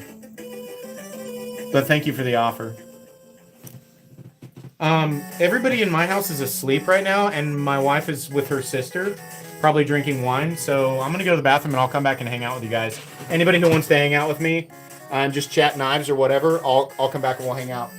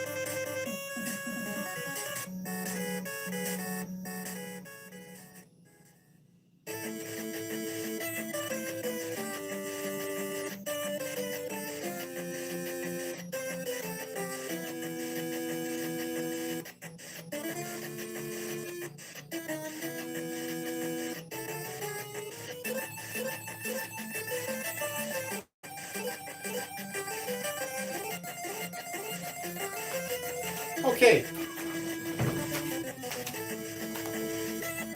We don't get many opportunities to do this, huh?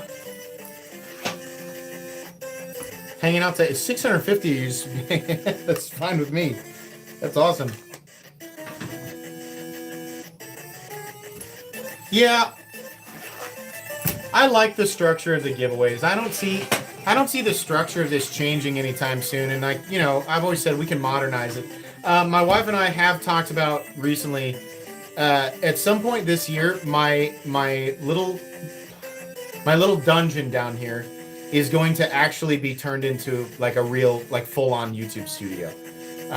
We're gonna finish it. I'm in. If you don't know, if you've never seen this place that I'm in a very large. It's basically a large storage room, and this house actually has 3 storage rooms. We didn't need this one, so I turned it into my office. And so there's a lot of unfinished walls. There's a radon pump behind me, which is that hum that you hear during content. We're going to finish this room. We're going to finish the floor. I'm going to hang monitors up higher. We're going to get different lighting. I'm going to change all the walls to where I can mount stuff. Like I want to mount my swords and a lot of my fixed blades and stuff. Probably going to do some magnetic stuff on the walls, do some fun lighting. And I'm buying a new computer. Or, well, my wife's gift for me this year, her anniversary gift to me this year, is buying a very, very powerful computer. She did all this research herself. Let me tell you about what my wife did without me even having any input whatsoever. She said, I printed out a spec sheet for this computer that I'm building, and I want you to look at it. She built a PC with a 5080. She built me a PC for editing and just like file combining and whatever I need. She said, I think you need more monitors. I think you need 2 or 3 monitors. And they said the 5080 card was really good. And I was like, holy shit. Oh, super pumped. It's pretty nice. We have a buddy who's going to do the build for us. Like, we're going to order it, and I'm going to pay him to build it because buying a pre-built is obviously much more expensive, and I don't feel like we need to do that if we have a friend who normally puts together PCs. So, but I'm very excited because this, the idea is to have an actual camera hooked up to my computer so that I can speed up my file combination and editing times. With it being on my phone, a lot of my work throughout the day is like sitting and waiting for files to combine, and it just sucks. Having it set up to where everything goes directly from the recording device to the PC, and then we can do all the file combining and editing right then and there. It will literally cut like an hour to an hour and a half out of work every single day, and it'll be utilized, probably not to its maximum potential, but it'll be super helpful. And multiple monitors. I only work off 1 monitor right now. It would be nice to have more than 1 monitor. So.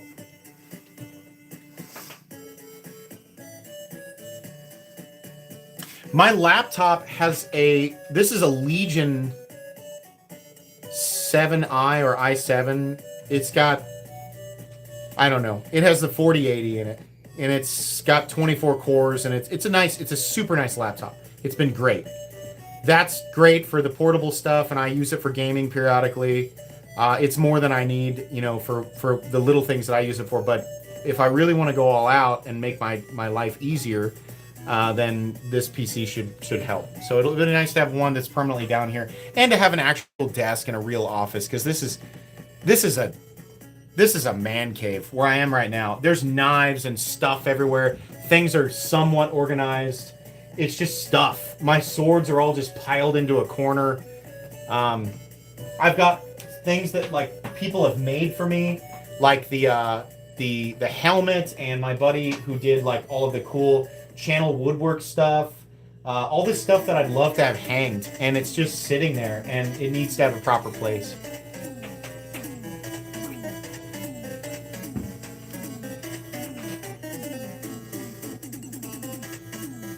It's hard to show you guys the swords. So I have another really awesome sword. I have 2 more. I have 2 swords on order. They'll be here soon. The swords I have right now that are worth showing.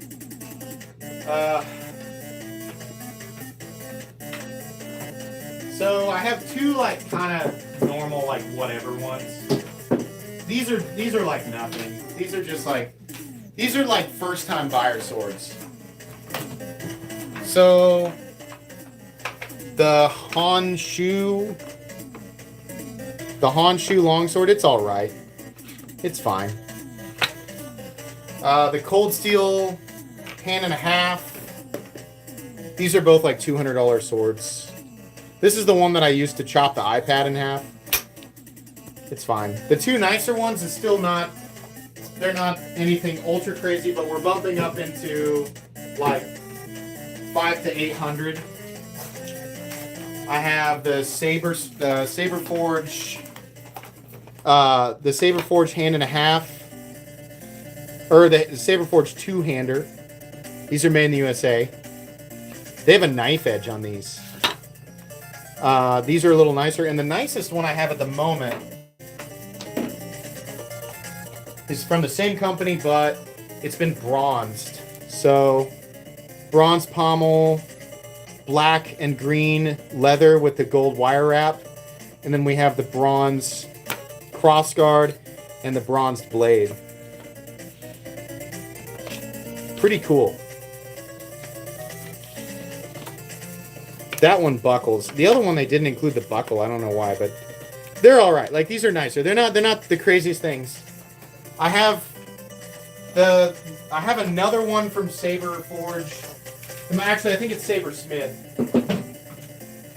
And then I also have I bought a battle-ready replica of Strider's sword from Dark Sword Armory, and that one was a little over $1,000. And that one's in 5160 spring steel, and it's also mirror polished. So the Strider longsword, that was about $1,100. That'll be here fairly soon.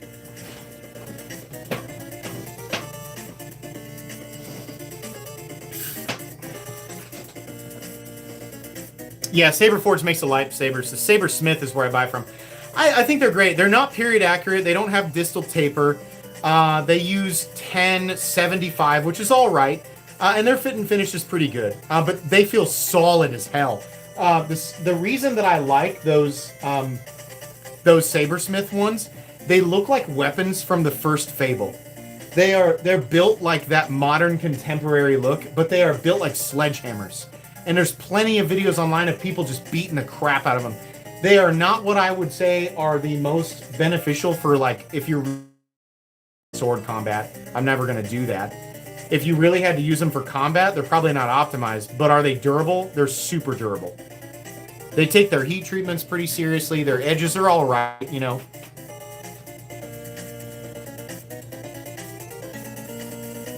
Yeah, real good sword territory. Like, if we're talking really, really perfection sword territory, doesn't really start until about $5,000.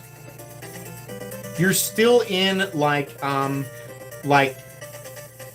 you're not really a full-on enthusiast. You're just kind of, like, screwing around until you get up to about 5,000.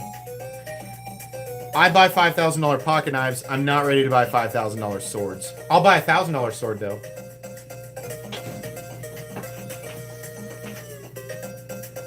Nalpac does my cases. All the cases are Pelican, but you can buy the Nalpac custom foam and put them in Apaches and save money.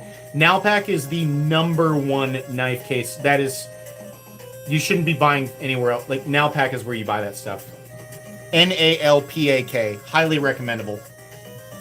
I have 3 80 slots, 3 40 slots, a Fat Boy case, and I'm about to buy another 80 slot.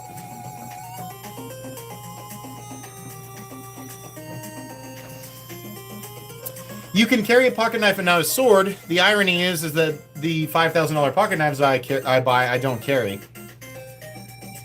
The most expensive user I have is the $1,600 Rockstead with the broken tip, which still gets used. You can carry a sword, you're just going to look like a freaking goober going down the street. I mean, it's just not a practical modern weapon. It's not practical. You've seen the scene from Indiana Jones? The guy whips that sword around and he gets a hole blown in him. Like that, I mean, that's the reality of it. You can like study the blade. I've watched over 200 animes, yes. I've adopted the art of the sword, yes. complete with my fedora and trench coat. Don't bother with me, feeble one. You don't understand the art of the blade. And then you get a hole blown in you. What a waste of time.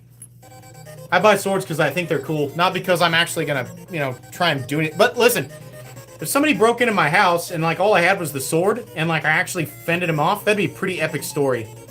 Like this dude kicked my door in and I had a sword, and I swung it. I got his calf, and he ran off. I got him in the ankle. He was hobbling. Epic story. I swung wildly. I was screaming.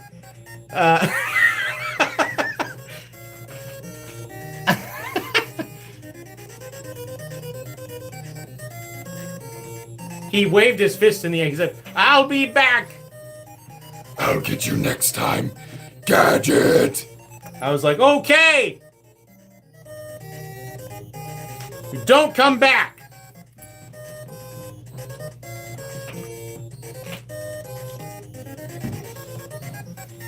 I think you can legally carry a sword in Arizona. I think you can legally carry a sword in Kansas, too. It's just like for what? I mean, okay, to be fair, people say that about my truck. I drive an obnoxiously lifted truck. I've mentioned this many times. My truck's clearance height is 7.5 feet tall. I drive a super obnoxiously tall pickup.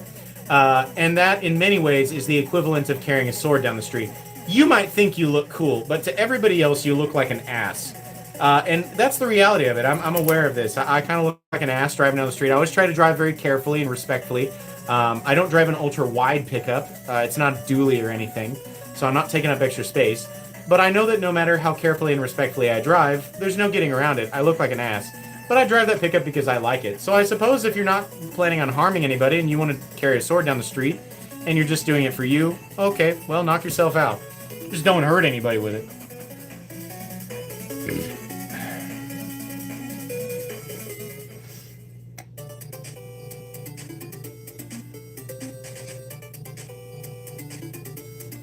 In the end days, we'll all be carrying swords? I don't know. I don't know about that. I think short, improvised blades, if it boiled down to it, I think the Romans proved that longer swords are actually less deadly than shorter blades. So I think the world's massive supply of actually fully capable long fixed blades, I think those will trump swords. I think machetes will be super common, cheap fixed blades. I think that's what people will be carrying, and improvised stuff, like farm tools. An ice axe. Have you ever seen an ice axe? Let me Google that real quick. An ice axe is a super intimidating looking tool.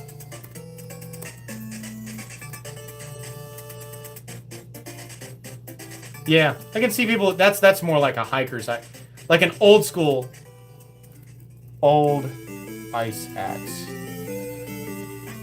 It's still not what I'm looking for. I have this crazy thing it's at my mom's house, but I bought it from a yard sale when I was a teenager because I was like, oh my god, that's brutal. Super cool though.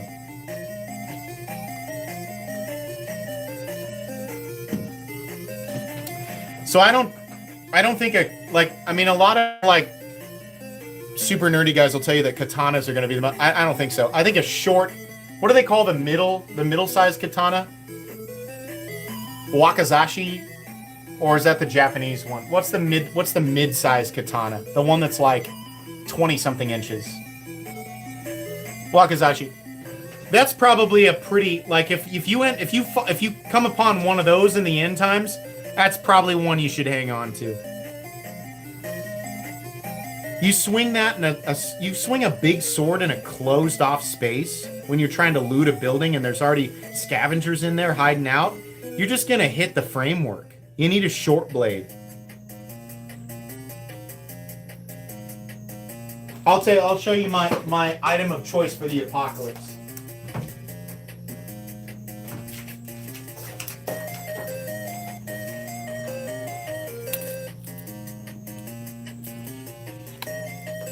Falk Kniving, Modern Bowie, Laminated COS.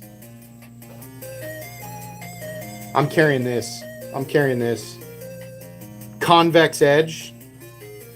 That's just as much a tool as it is a weapon. That's basically a short sword. That's what I'm carrying. And ideally a gun.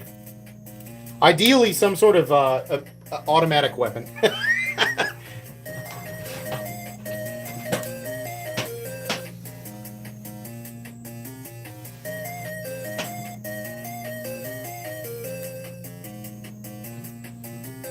Snuggles your TRC Apocalypse. Is laminated COS stainless? Isn't that cobalt based? Isn't COS, doesn't it have cobalt in it? Am I wrong? Blades don't run out of bullets, but there's a lot of... The problem with a blade, and I talked about this on the Knife Guy episode that's coming up, the problem with using a knife to defend yourself is there's a lot of things that can go wrong, and you have to get close to the other guy. You have to get really close. Close enough to where, you know, depending on who you are, like if you're me and you don't know how to use a knife for combat, there's a good chance that guy's going to take it from me. Carry a purse with a brick in it. Reich Thor 6, it's the big one. I'll get that out here in a sec. Yeah, that's a pocket sword. It's also an integral.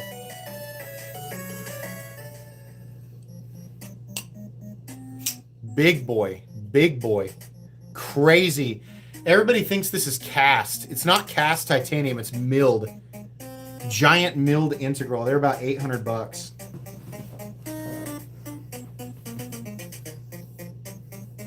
I don't know you. I don't know you either. Welcome. Thanks for being here.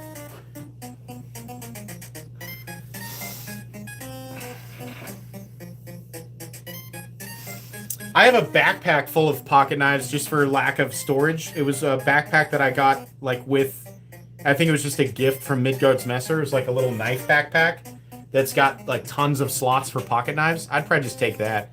It's got like, I think it's got 60 knives in it currently. Not that they packed it with 60 knives. I packed it with 60 knives. They're a lot of my budget stuff. The giveaway's done. We're just hanging out.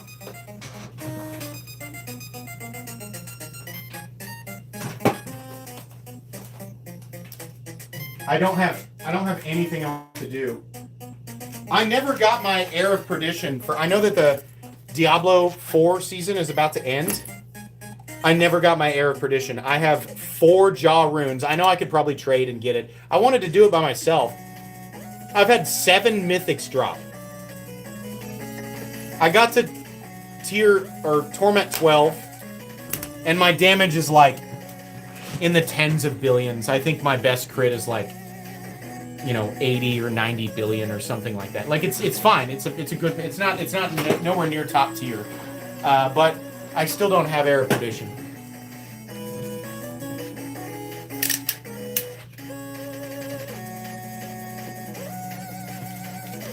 Oh, thanks, Brew. Promise it was rigged. Done already? What happened? So somebody got a coin, and we all sat there with bated breath. 1,500 people in here. Watch the guy draw 2 budget knives and then get Poo Poo Town on the wheel. So the jackpot's up to 14.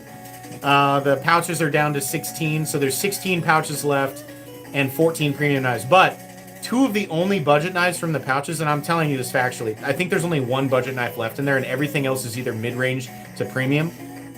So there's a shitload of premium knives left. And on top of that, all 14 of the jackpot knives are premium knives. In fact, I have to add another one right now before I forget. Will this work? This will work. 14th knife. I got a box of them right here. I got them all ready.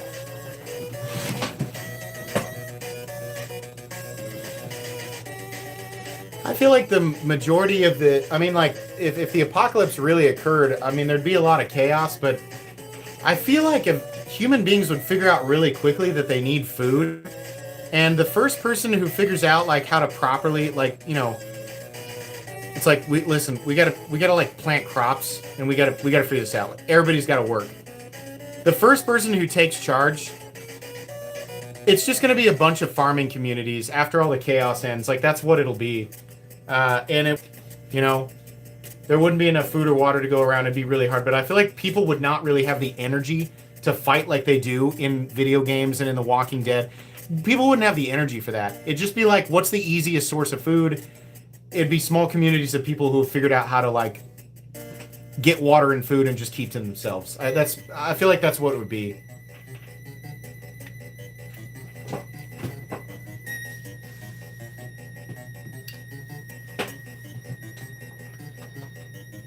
People in cities would be screwed. You're screwed. If you lived halfway up, I talked with my roommate about this, and he said the best place in an apocalypse scenario would be like halfway up the mountain range in, you know, in the mountainous regions in the United States, where you have the most diverse but like calm, you know, sort of reserved climates, or not halfway up the mountains, but like in that general territory where you have like a good mix of like not too hot summers, not too cold winters, but you have diversity with like wildlife, agriculture, water sources. You want to be in those areas. You'd also have a lot of coverage if you had some like semi-mountainous regions with caves and stuff like that. And I was like, oh my God, you've thought about this. And he's like, well, yeah. Montana, probably. Yeah. Yellowstone. Is that where Yellowstone is? Am I wrong? Am I stupid? The speed at which I would accept eating bugs. Where's Yellowstone?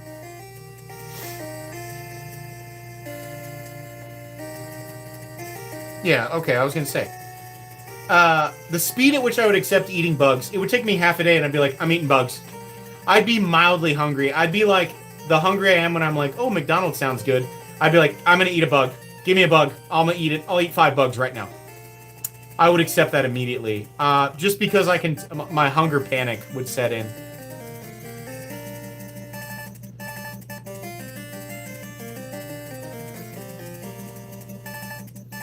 You can't catch diseases from eating like normal bugs, right? Like if you chomp down on a cricket, you can't catch anything. Can you get diseases from that?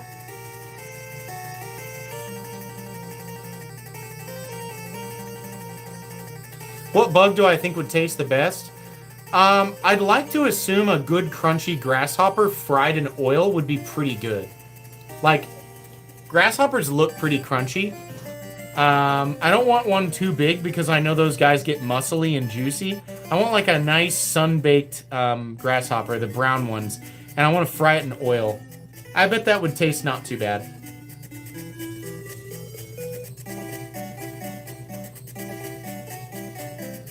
I don't want to eat parasites and worms. That sounds gross. Hey, would you like your spaghetti to be alive and small and fat? No, thank you. I think I'll just... you know what? I'll find the nearest shallow pit of sand, quicksand, and I'll go face first. No thanks. Goodbye, world. Can you eat raccoons? I don't know that I would want to eat a raccoon. I think that's dirty meat. I think that's dirty meat. That's trash meat category. I don't think I'd want to eat that. I would eat a frog. I'd feel bad about it, but I feel like frogs taste pretty good. A frog is not something that I would enjoy killing. Not that I would enjoy killing anything, but least of all, I think a frog or a turtle or stuff like that.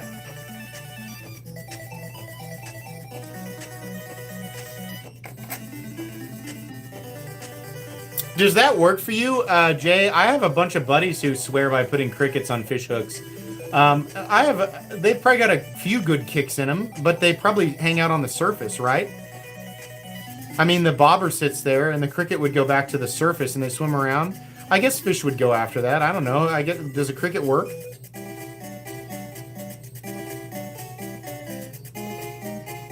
Frog's cooked. Well, how long do you have to boil a frog before there's no parasites? I mean, I've eaten roughly 80,000 crawfish. Never had a problem.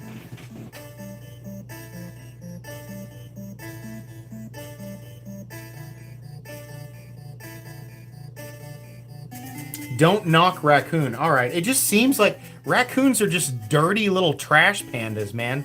Like they're so, and their little fingers. Have you ever watched a raccoon grab a handful of dog food and run off? Not on, they stand up and they run on two legs. It's so weird. When we'd have the dog food out on the back patio, like, and literally any property I've ever lived at in Kansas, I've seen raccoons do this so many times. They come up there and they look around. They don't look at the food while they're grabbing it. They look at you, or they look around and they grab a bunch of dog food in their little hands and they run off on their hind legs. It's so weird.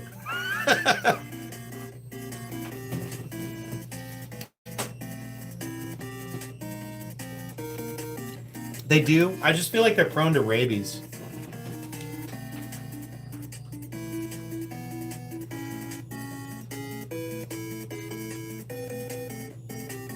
Frogs at 140 degrees in 22 minutes and gross.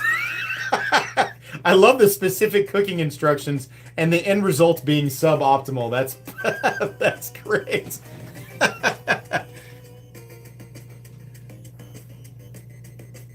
Yeah, crawfish with Cajun seasoning. So I've mentioned this many times. I have a neighbor just two houses down who does a crawfish boil every year. And he makes enough for anybody to eat over 100. And it is amazing. He makes them extra spicy. He's got the quad tray that fits over the trash can. And it's got like the cup holders in it, and he just dumps piles of it on. And we just sit there in silence. You know, Nickelback playing in the background. I'm kidding. It's whatever's playing in the background. But we just sit there in silence and just like, you spend all this time, your fingers get raw breaking those things open, and it's so good. So much work for just a little amount of meat, but it's so good. Humans aren't intelligent. Well, I mean, as far as, the species who are dominant on the planet, I would say human beings are the most intelligent. In fact, the intelligence to make that statement, the required level of intelligence is human. So I don't know if you're a fan of irony, but there's a dish of it for you there. Some human beings are not intelligent, and some are. We're building our replacement. I mean, that's inevitable.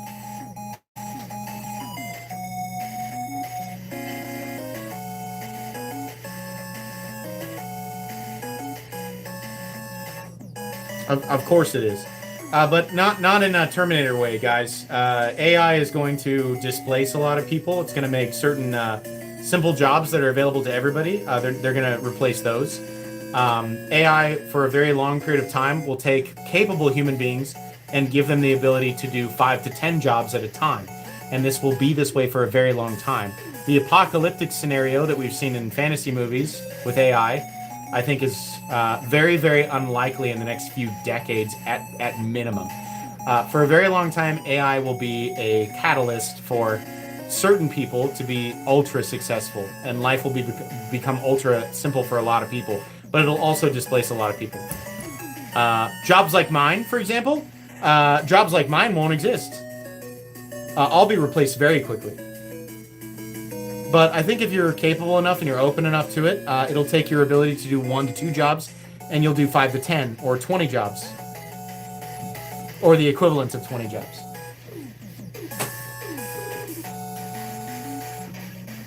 We'll also live longer, or at least the people who can pay for it. I bet it's not going to be too long where we live 200 years, because AI figures out everything that causes people to break down and degrade and rot. I bet AI figures all that out. I bet people live to be 200 years within the century.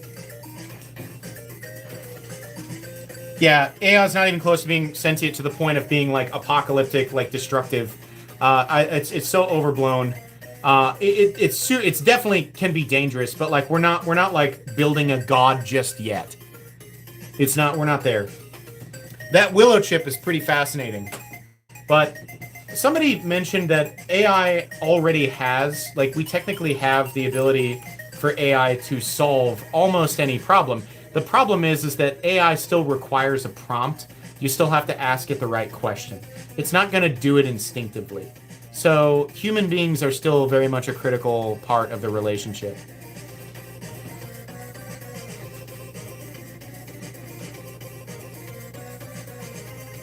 Yeah, I talk to GPT all the time, and I tell it all the time. I love to mess with it and just be like, I told my Grok the other day, I was like, can you stop being so... Everything you say is just reaffirmation. Like, I'm so sick of it.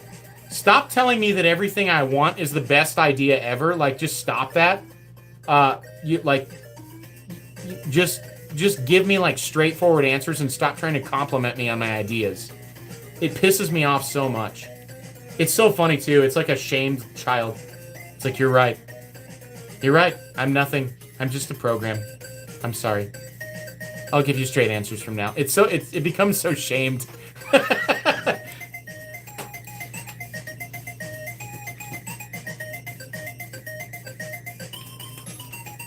No, Taylor, I bet you've still got plenty. I don't think you can leave your job up entirely to machines. I think people who do what I do, content creation and stuff like this, I think that we will be very quick to go. Which is a bummer, but okay, I'll find another job. Hey, listen, here's the reality, guys. This channel's done really well. We've been able to save and invest an enormous amount of money. And if I have to pick a new job eventually because of AI, well, we got here, and I'm good with it. I've done better in the last 8 years than I could have done with my old job in probably 50 years. So, thanks to you guys. Thanks to people who watch my content. This channel has done very well. So I just accept that at some point I'll have to find a different job.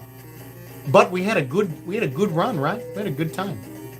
I'm far from done. As long as I can do this, I'll keep doing it as long as I can, you know? I'm not a billionaire. But I'm not going to complain about the income from the channel.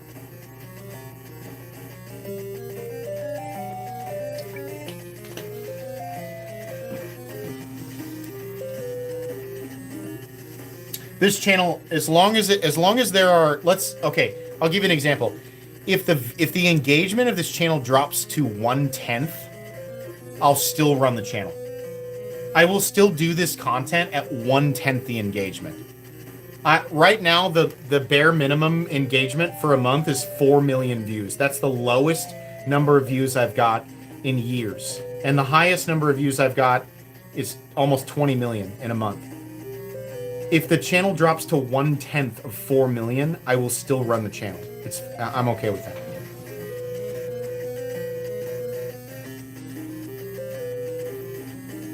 This music sucks balls. There we go.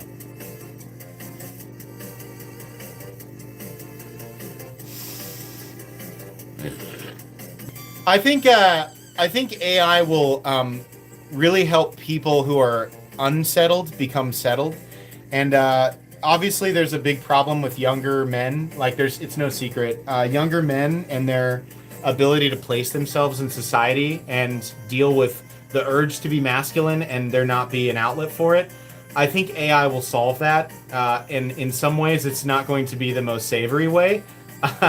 But I'm just thinking about younger men and the problems that they deal with now versus when I was younger. I grew up in the 90s, and masculinity was still very much a prominent thing. Now masculinity is not looked at the same way. And so you have a lot of younger men who don't really know how to deal with their urges and emotions and stuff like that. So I think AI will solve that for a lot of younger men, but it's probably not going to be in the most what's the right word? Dignifying way. You guys know what I mean. You know what I mean. I'm 38. I'm married with kids. My input doesn't matter that much. That's just what I see.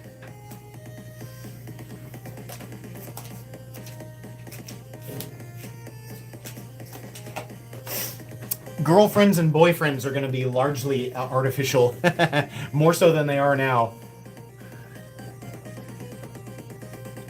Or am I designing my next knife? Yeah. Yeah, you won't hear much about that, but I am designing another knife. I don't like to do a new knife every few months. I like to do a knife every few years. And take the time to make it really cool and special and fun and make it really interesting. Not necessarily the most innovative thing, but to take the time to make it something special. Not perfect for any particular category, but just something special. Taylor, I have your finalized design here. I finished my unboxings for the day. Yours is the first on the list for the next unboxing, but I have a queue. So if you, hey, listen, Taylor, if you want it released on a certain schedule, I'll bump it up in the queue for you. Just let me know. If it's not on a time limit, then it's fine. But yours is the next one for me to unbox on my timeline. But it won't be the next upload. Does that make sense? But it's literally the next in line.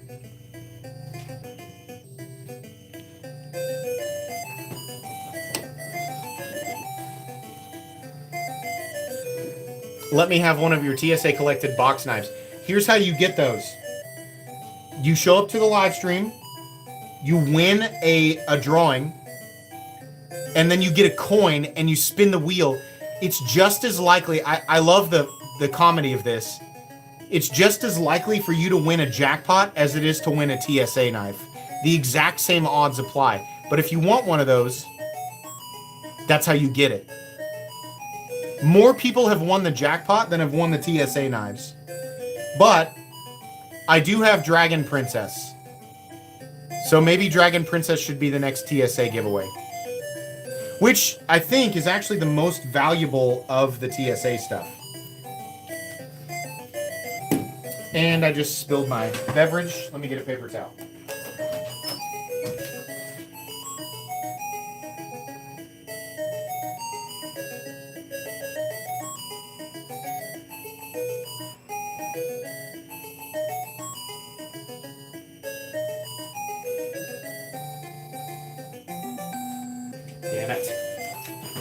Just set it down right on the edge, and then I caught it, but a little bit of it spilled. Yuck. My wife must be having a good time at her sister's house. They just bought a new place, and it's super nice. And I think they're over there. I think one of her friends is back in town. It's like a shared friend, like she and her sister. So they're over there, I'm sure, having way too much wine. But if she's out, because my wife is very rarely out, and if she is out late, it's with her siblings. But it's almost 11 my time, and for her to not be back, they must be having a good time.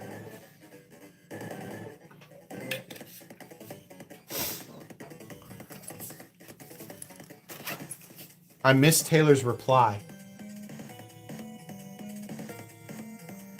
The one you just got from me is from the company that's making my design, but it's their in-house design. They just wanted me to send it to you for... Oh, your design is in production, so this isn't your design. Okay, all right.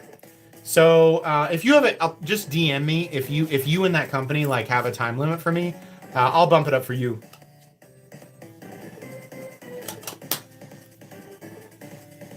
I'd do you a solid because of all the beneficial information you've provided to the community through my channel. I'm honored that I get to link your stuff, and that this all started getting pushed forward through this. In fact, I mean the entire community talks about it a lot more ever since that happened.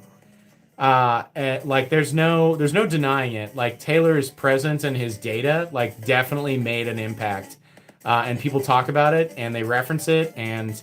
People argue about it. They get mad at Taylor, right? People getting mad at him is a definite sign that he's doing something.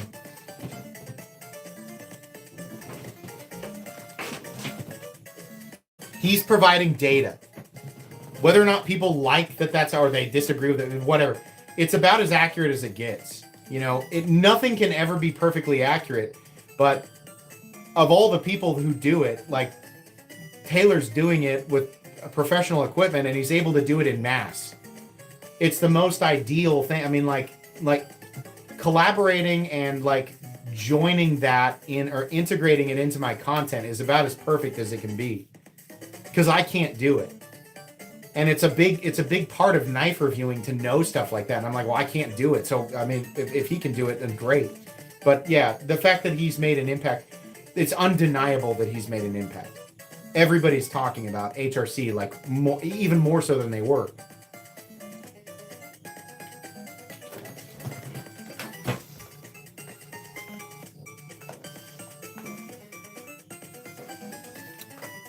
Fish recipe.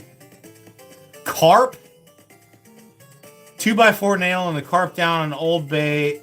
Garlic powder, herbs de Provence, cumin, salt, pepper. Bake for 350, 45 minutes after it's removed. Carp and eat 2x4. I didn't know you could eat carp. I thought carp were just bone. You can eat carp.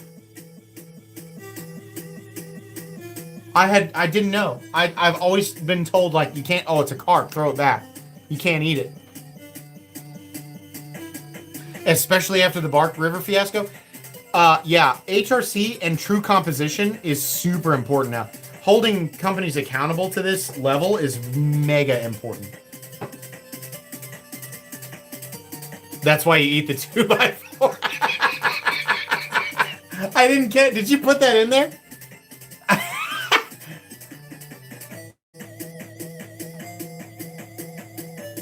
Eat the 2, I didn't even catch that.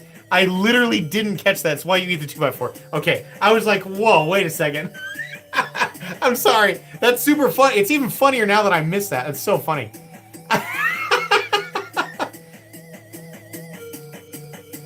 I scanned it way too quickly. I feel like your joke was magnified there. That's great.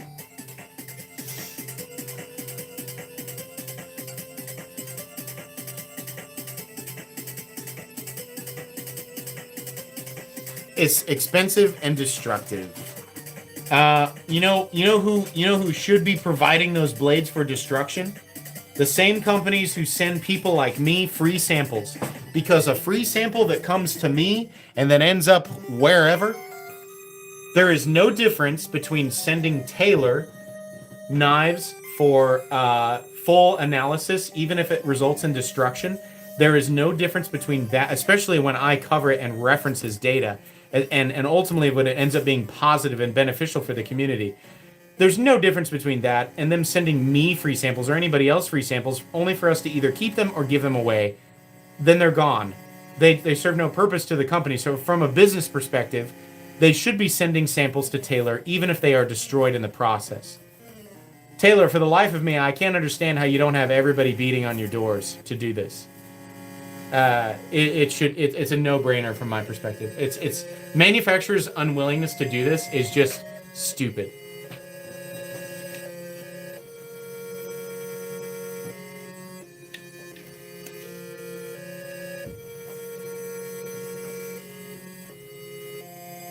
You guys are having a totally different conversation. Rob, Taylor, right, but if there's a need or a question with some, we should do it and would have brought to light the company that got busted.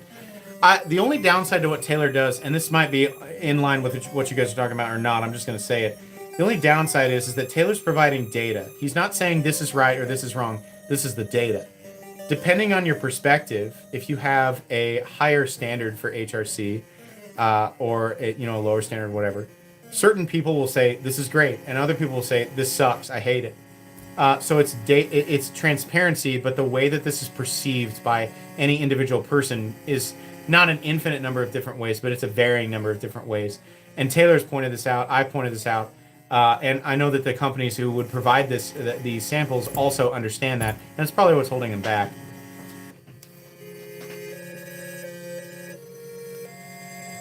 I do have real thoughts. I'm not just, an idiot with confetti in my brain, despite what my YouTube shorts might suggest. I do like to joke around and goof around a lot. I like to throw pies at people. But this is stuff that I take seriously and that I try to think about. And the stuff that I can't comprehend or that I don't have expertise in, I would rather have somebody who knows better than me do it and just collaborate with them. That makes the most sense. The end goal is providing the best most transparent information for the community. And if that means that I have to go, I can't do this, somebody else needs to do this, and then we provide it, then great. How people perceive it is completely and totally out of our control, right? I say our like I'm doing an equal part as Taylor. I'm not. I'm not doing the same work as Taylor. Taylor's doing the heavy lifting.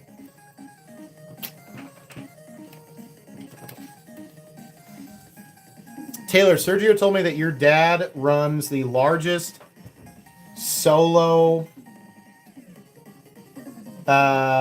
like knife, like blade steel or just like metallurgical, like it's like a not isolated, it's like a self-run, it's not a, you guys run the largest like single operative metallurgical site in the nation, is that right? Your dad owns it? That's who you are? You probably can word that better. I guess you guys met with Sergio. Something like that.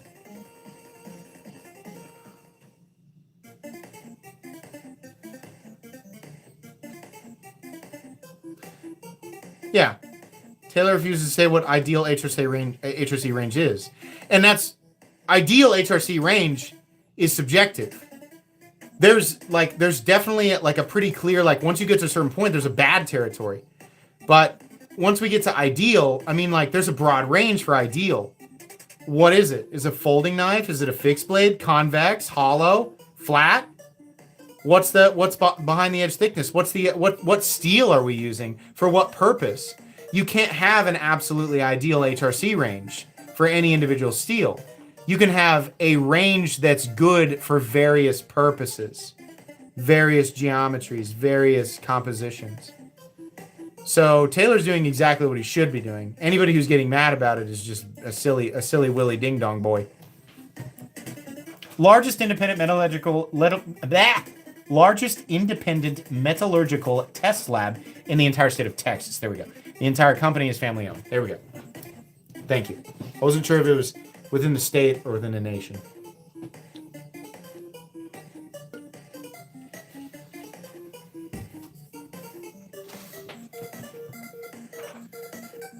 I pissed off Creeley Blades the other day. He didn't like that I'm providing incomplete data. Well, it's unavoidable. Taylor, you're getting into the you're getting into the spotlight of things. And the more spotlight that's on you, the more haters you're going to draw. You know, I mean, the more you grow, the more people are going to throw rocks at you. I mean, like, geez, like there are people who hate my guts. You go to Reddit, there's hate groups for me. And I mean, some of them are more justified. In fact, Taylor actually was originally super critical of my content. I think that's putting it mildly. But that doesn't really matter to me. We've talked about this multiple times. It doesn't really matter. People liking or dislike me, it doesn't matter. If what they're doing is beneficial to the community, then that's great. So Taylor and I started talking, and I said, it's fine that you're critical of my content, because my content doesn't have all of the information. But combined, I think that we can provide better information to the community. But as you continue to do what you're doing, you'll always have people saying, you can't do this isn't right, or, you know, you don't have all this, it's doing this or doing that. You know, it takes a collaborative effort. No one person can do everything. You have to team up with the right people, and with the end goal of benefiting everybody else.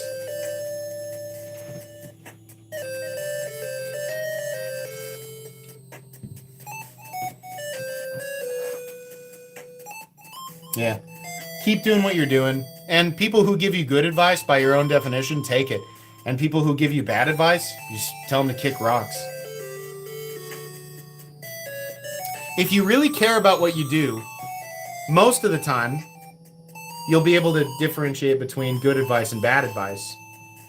If what you're doing is, you know, partially for you, but partially for other people, and you really care about it, then you're probably going to do the right thing most of the time. You know, and people who are like, I hate you, and it's like, well, okay, eat shit, you know, dig a hole. And sometimes you just have to do that. You just have to tell, you know, you don't have to tell them. I do it more often than I should. Tell people to kick rocks, but you just keep doing your thing. You'll be all right. putting differences aside and working with people to the benefit of the community is something I absolutely will do. I agree 1,000%. Taylor and I, like, obviously initially, like, there were, you know, I didn't know anything about Taylor, but he disagreed with a lot of the information I was putting out righteously. He was correct in that. But if you, I have a huge ego, but I'll put it aside if somebody else is doing something that is like of major benefit and it's real. Most people on Reddit are just yakking. They're just saying shit. They're not doing anything. They don't have like opinions that are beneficial. Taylor's got the ability to do things that are beneficial for other people. So that's the kind of thing, that's the kind of people you want to team up with. Sometimes it works out and sometimes it doesn't. So far, this has been great. Taylor, has anybody else integrated your data into their content? My goal was not just me, but other content creators to reference you. Do you have any other content creators who have like decided to link your website?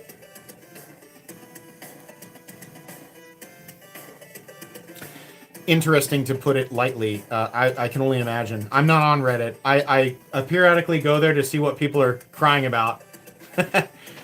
But yeah, do you have other people who reference you or link you?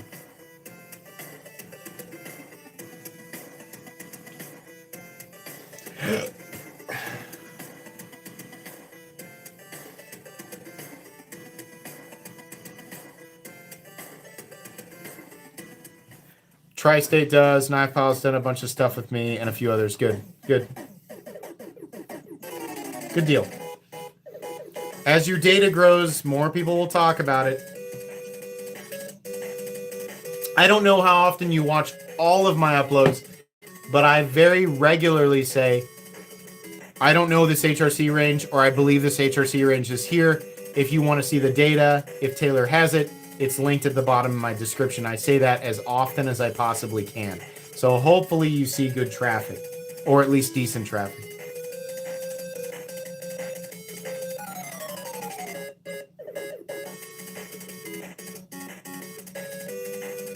Talk to Miguel EDC too. His channel's taken off. He does a really good job, and the algorithm's really pumping traffic into him. So, and Miguel's super nice. But I talk to him as well. I mention him in every video. I try to. It's pointless to integrate him if I'm not going to talk about it, and I try to.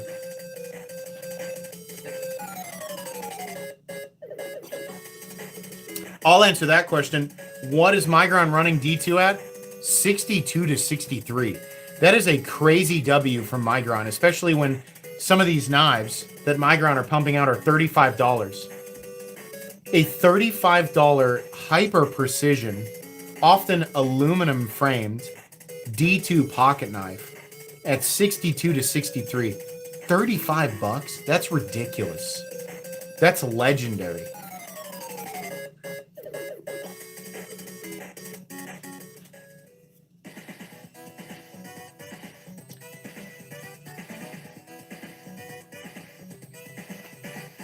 Okay, I gotta go. I'm gonna get in bed. I'm tired. This is fun. Good conversation. Thanks for hanging out. 280. I'm gonna give some memberships to the last few people who are here. Let's do 20. We'll do some free memberships for people.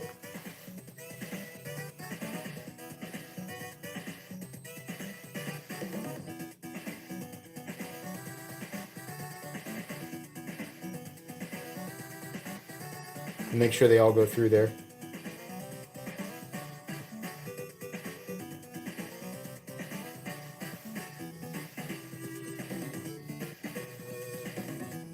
All right, guys.